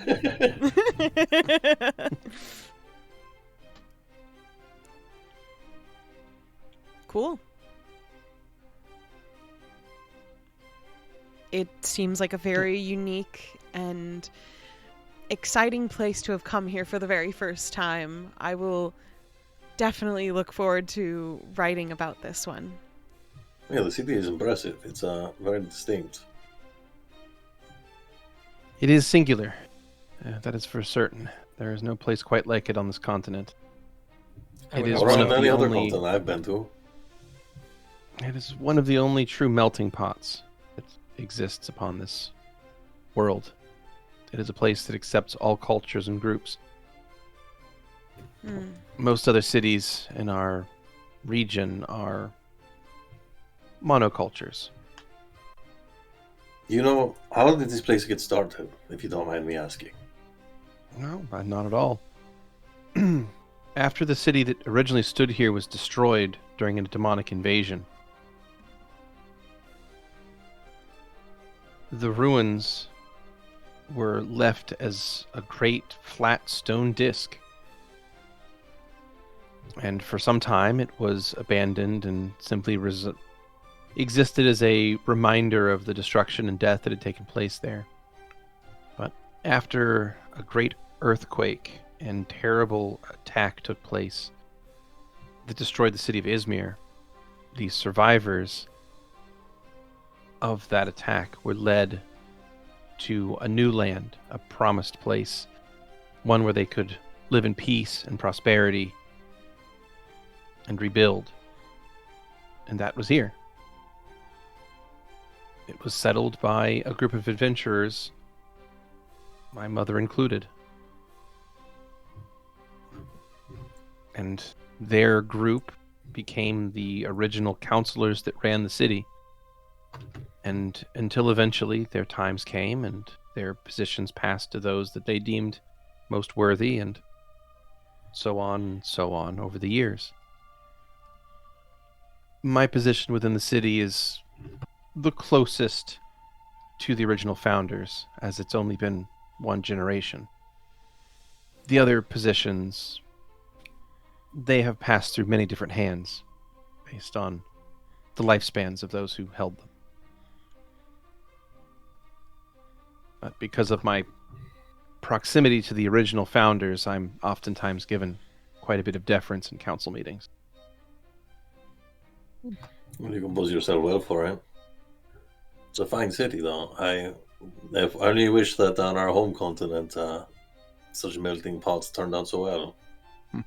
It's true. I am originally from more of a monoculture as well, so I spent a lot of time in the free cities, but they're nothing like this. Free cities. Very interesting. I would like to see the southern continents someday, though. I'm surprised that you even know about it. The existence of the southern continents are not that great of mysteries. All of the people that settled here, all the humans at least, were pilgrims, or settlers, rather, from that place. Colonists, I suppose, is a nicer blanket term.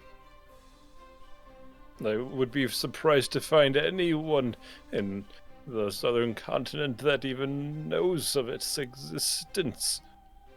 And that's probably for the best. I would hate to imagine the tendrils of old Proto weaving its way back here. Old Proto's a shadow of what it used to be. I'll take that as a good thing. You know, it's not all bad for sure.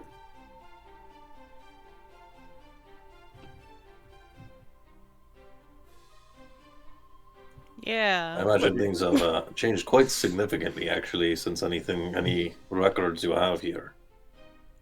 It's not the best of times back there, but it's not the worst either. I'll take your word for it. I imagine my work here will keep me quite busy for the foreseeable future. But perhaps if things cool down quite enough, I'll be able to take an expedition southward. Well, if you do, be sure to stop by the Mary Valley. I'm sure I'll have that place whipped up into shape by the time you get there. I'll keep it in mind. You're gonna get a genuinely dirty look from Valentino. Is currently held up with like walls around it in Mephistopheles worshipping. I don't know what you want from me. I said I'm going to whip it into shape. I'm pretty sure they're whipping it into shape right there. Yeah. Yeah. Okay. There are certainly whips involved, I will say that. Yep.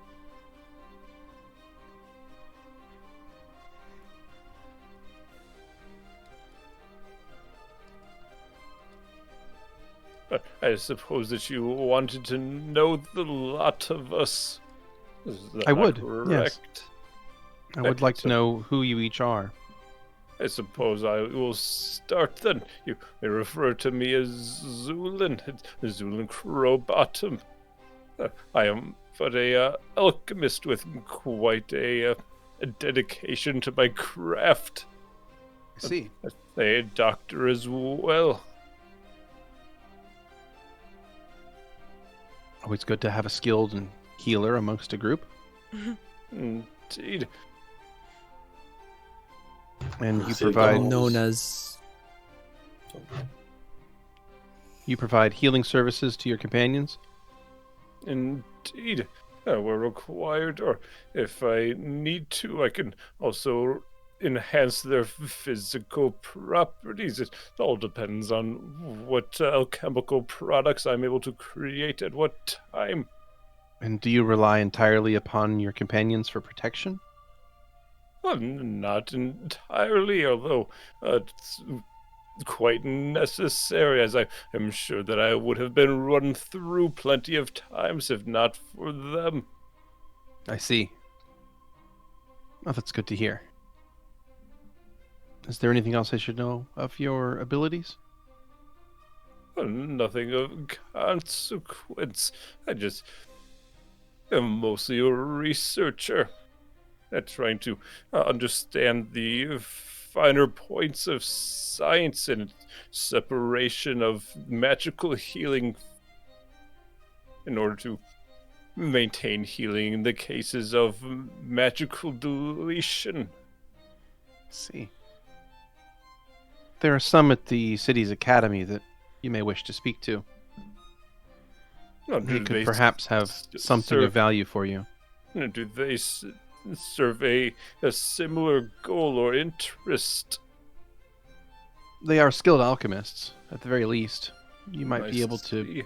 resupply some of your stocks from them. That'd be quite helpful. Very well. She'll look around the table to someone else. I am known as Stavik von Hugel. I See. provide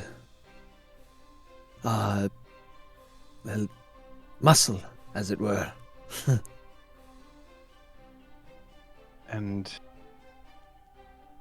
if I might ask, are you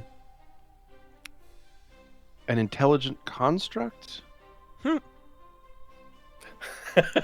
Are you a skeleton? I will say that I have never been burdened by the descriptor of intelligent. He's got a sense of humor. I see. Oh, he's not the Pardon, construct, though. No. I just wasn't able to detect any heat coming from you. Ah, well, Well, if you dig deep enough, there is quite a bit. Ain't get a little spicy. This is a weird day. You're not going to explain. I'm going to explain it. no, I will get there. I just wanted to make sure that you have an open mind. She's been You around do for a really- while. Yeah, they also listed it as possibility when they wanted us to register. They mentioned it straight up. So it sounds like you're not even the first one here. Oh, well, it's okay then. Drama. And he will drop his hood. Ah, I see. Ah, Yes. skeleton! So we're Valentino freaks out at that for some reason. I see.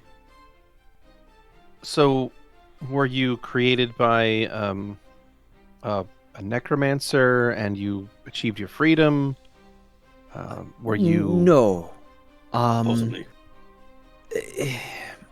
So the full understanding of where how I came back is it's still a bit of a gray area. How I got there is understood, but how I was returned is a little bit gray. But we know that I am all here. I am not under the control of any of a necromancer. Oh, That's good to hear. Not usually. We know that. And she looks to someone else.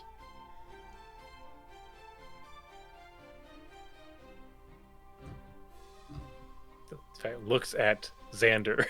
Looks at Xander. Fine, I'll pick. Looks at Xander. And what of you? What do you wish to know? I suppose I would like to know what it is that you have done to this point. What are your strengths and ability that you rely upon?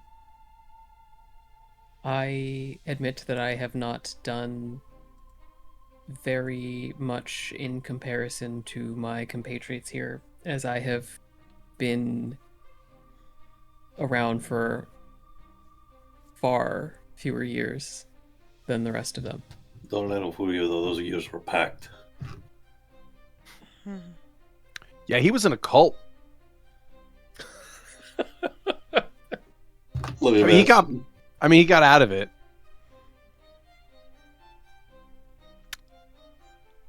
Anyway. I suppose that is correct.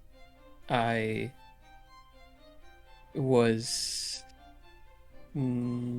found by a cult, I suppose you could say, and I was not formally a member of it.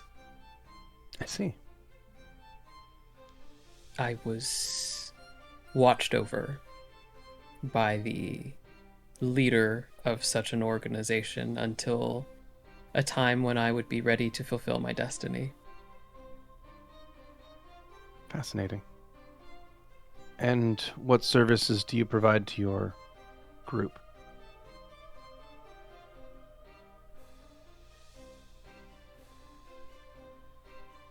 I suppose it depends on the situation. I have the ability to heal. I oftentimes curse enemies. I transport and teleport members of our group when necessary. But most of the time I do not do much in combat.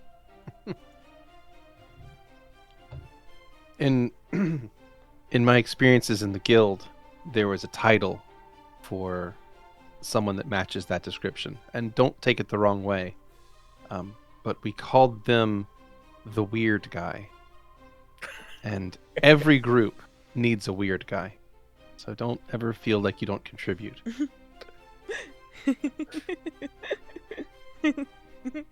You'll find Xander that nods.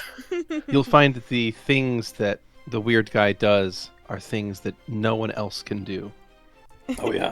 And this guy might be one of the weirdest. So every single day he pulls out a new trick out of his bag. That is, in fact, correct. And what of you? She Me? says, looking over to Louie. Oh, yeah. Okay. I'm a magic user. I have a spell book. I'm particularly good at ice spells, and I used to be able to use fire spells, but he looks at his stump. That sort of went out like a candle. So Really, really big and very hot candle. yeah. I'm very well versed in a lot of languages. I don't know. I guess I just try my best.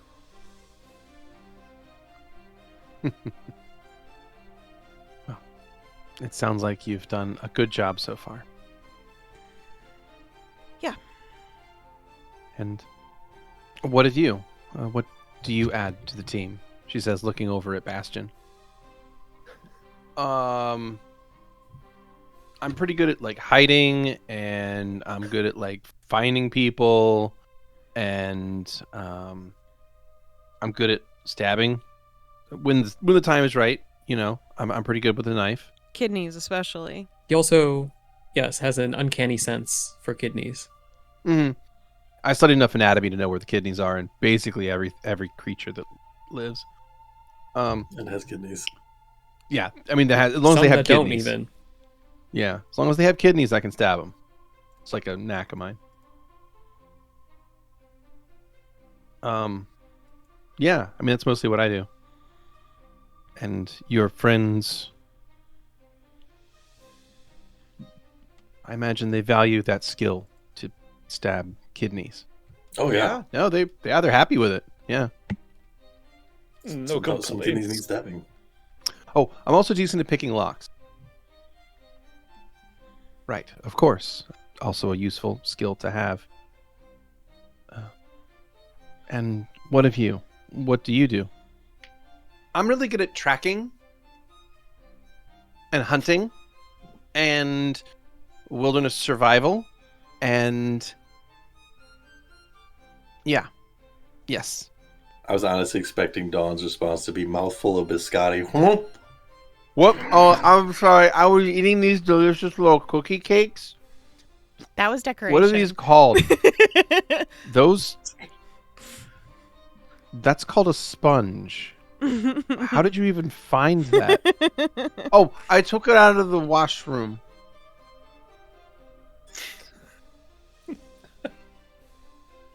It's really good. Jesus. Yeah, she ended up with us by a series of coincidences. So we're trying to resolve that as part of trying to help her out.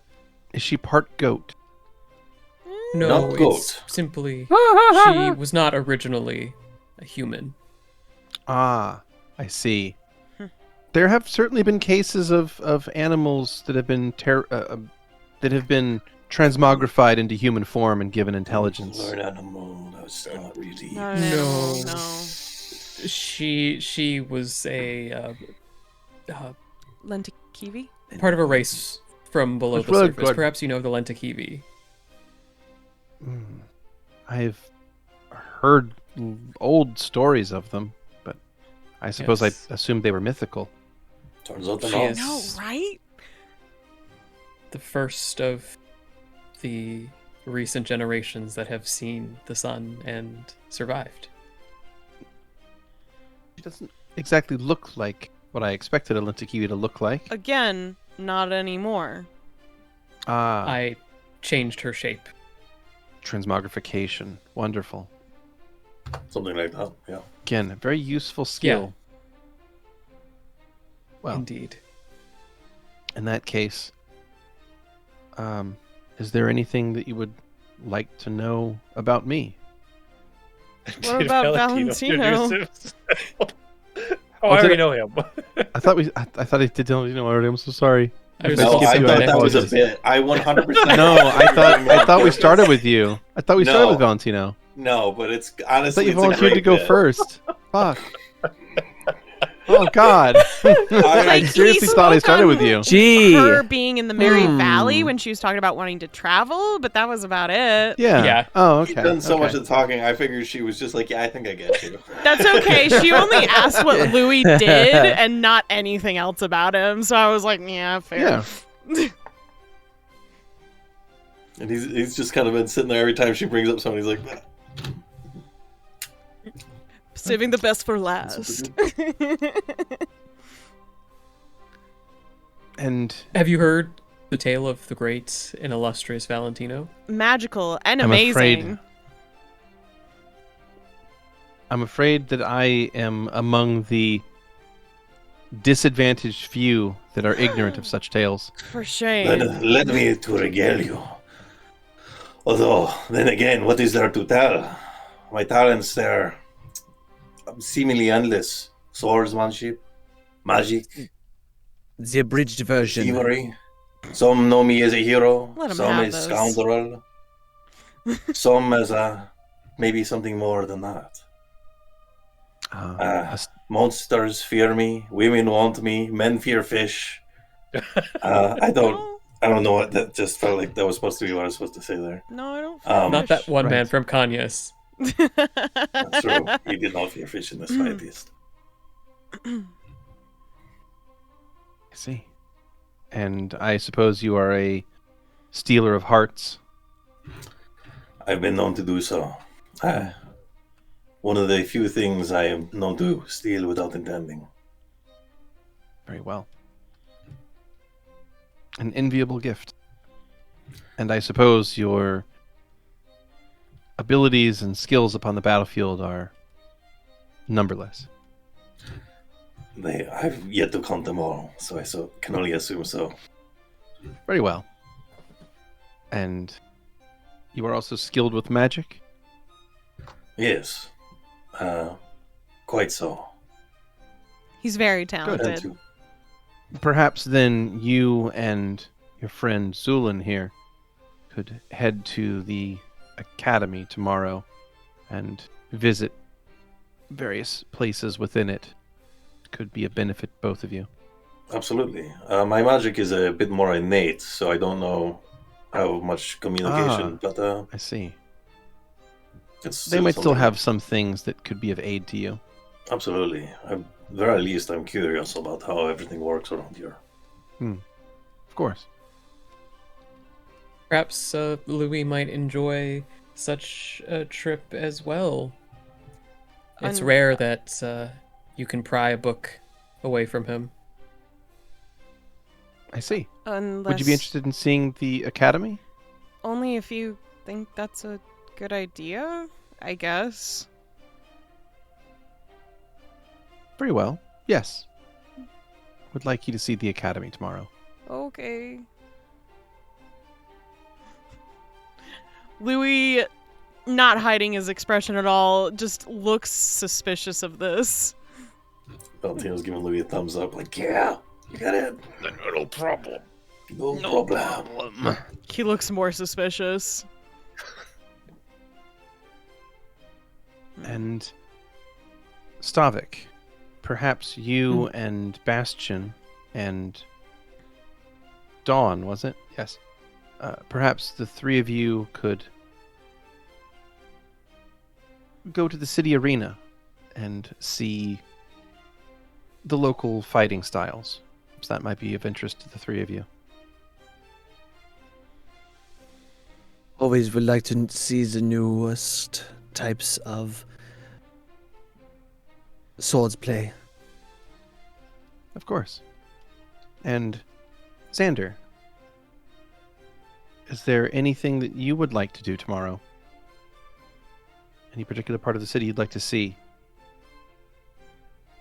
I suppose, since you know the city best, I would take recommendations. Very well. I shall clear my calendar, and I will show you the city myself. Excuse me? I I will would accompany your be friend honored. and show him the city.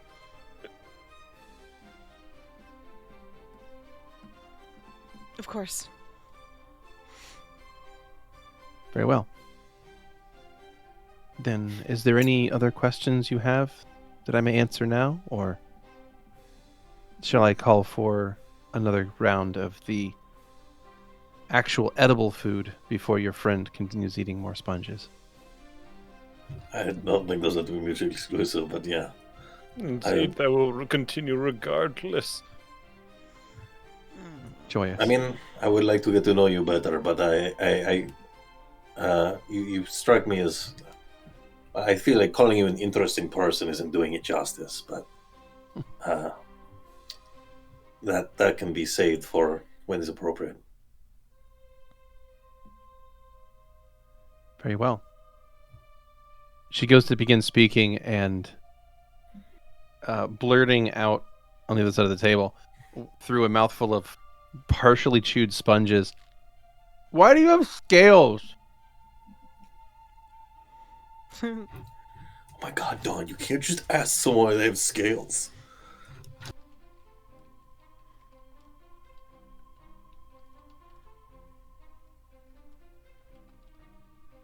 It's been Your like friend this. your friend is very She's tactful. yes, she's very straightforward. She speaks her mind. It's a blessing. It's a good trait to have in certain situations. In others, it can be troublesome. Mhm. Luckily, we certainly I'm find ourselves in both. luckily I'm difficult to offend. Good.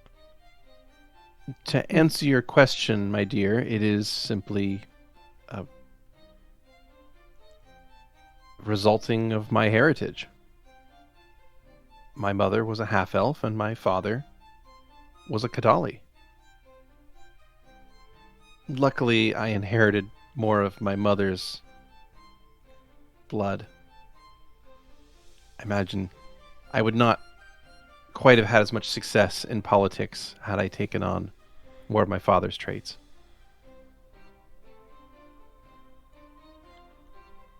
I'm curious if the Kadali are similar around here as they are in the old world, as you called it.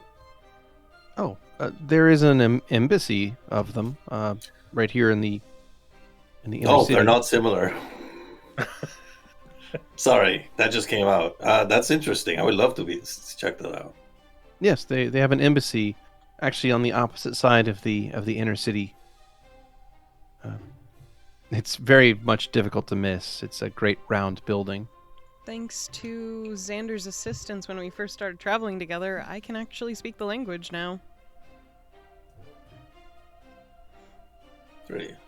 They're an interesting and diverse people Yes. that have a great deal of passion for the world. Oftentimes they're misunderstood and considered to be brutish, but I've always had a soft spot for them.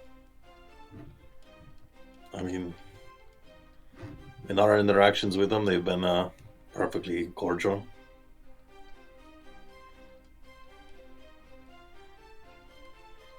Well. Good.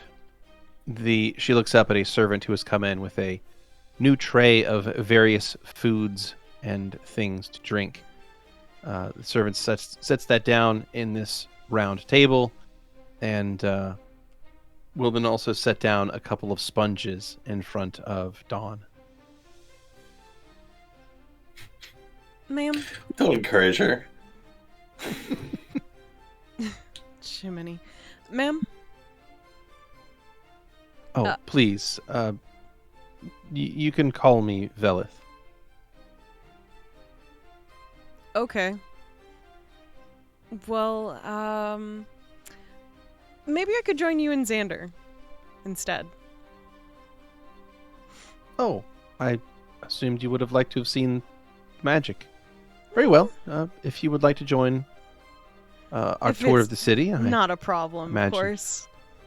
imagine that would not be an issue, as long as it's all right with you, Xander. Oh, that is certainly fine with me. Very well. Then the three of us shall see the city. Perfect. Good.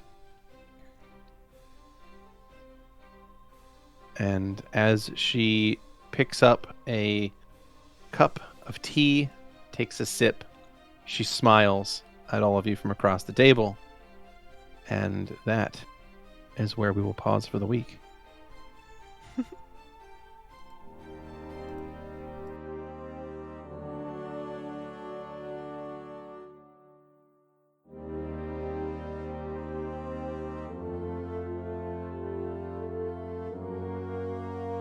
Thanks for listening.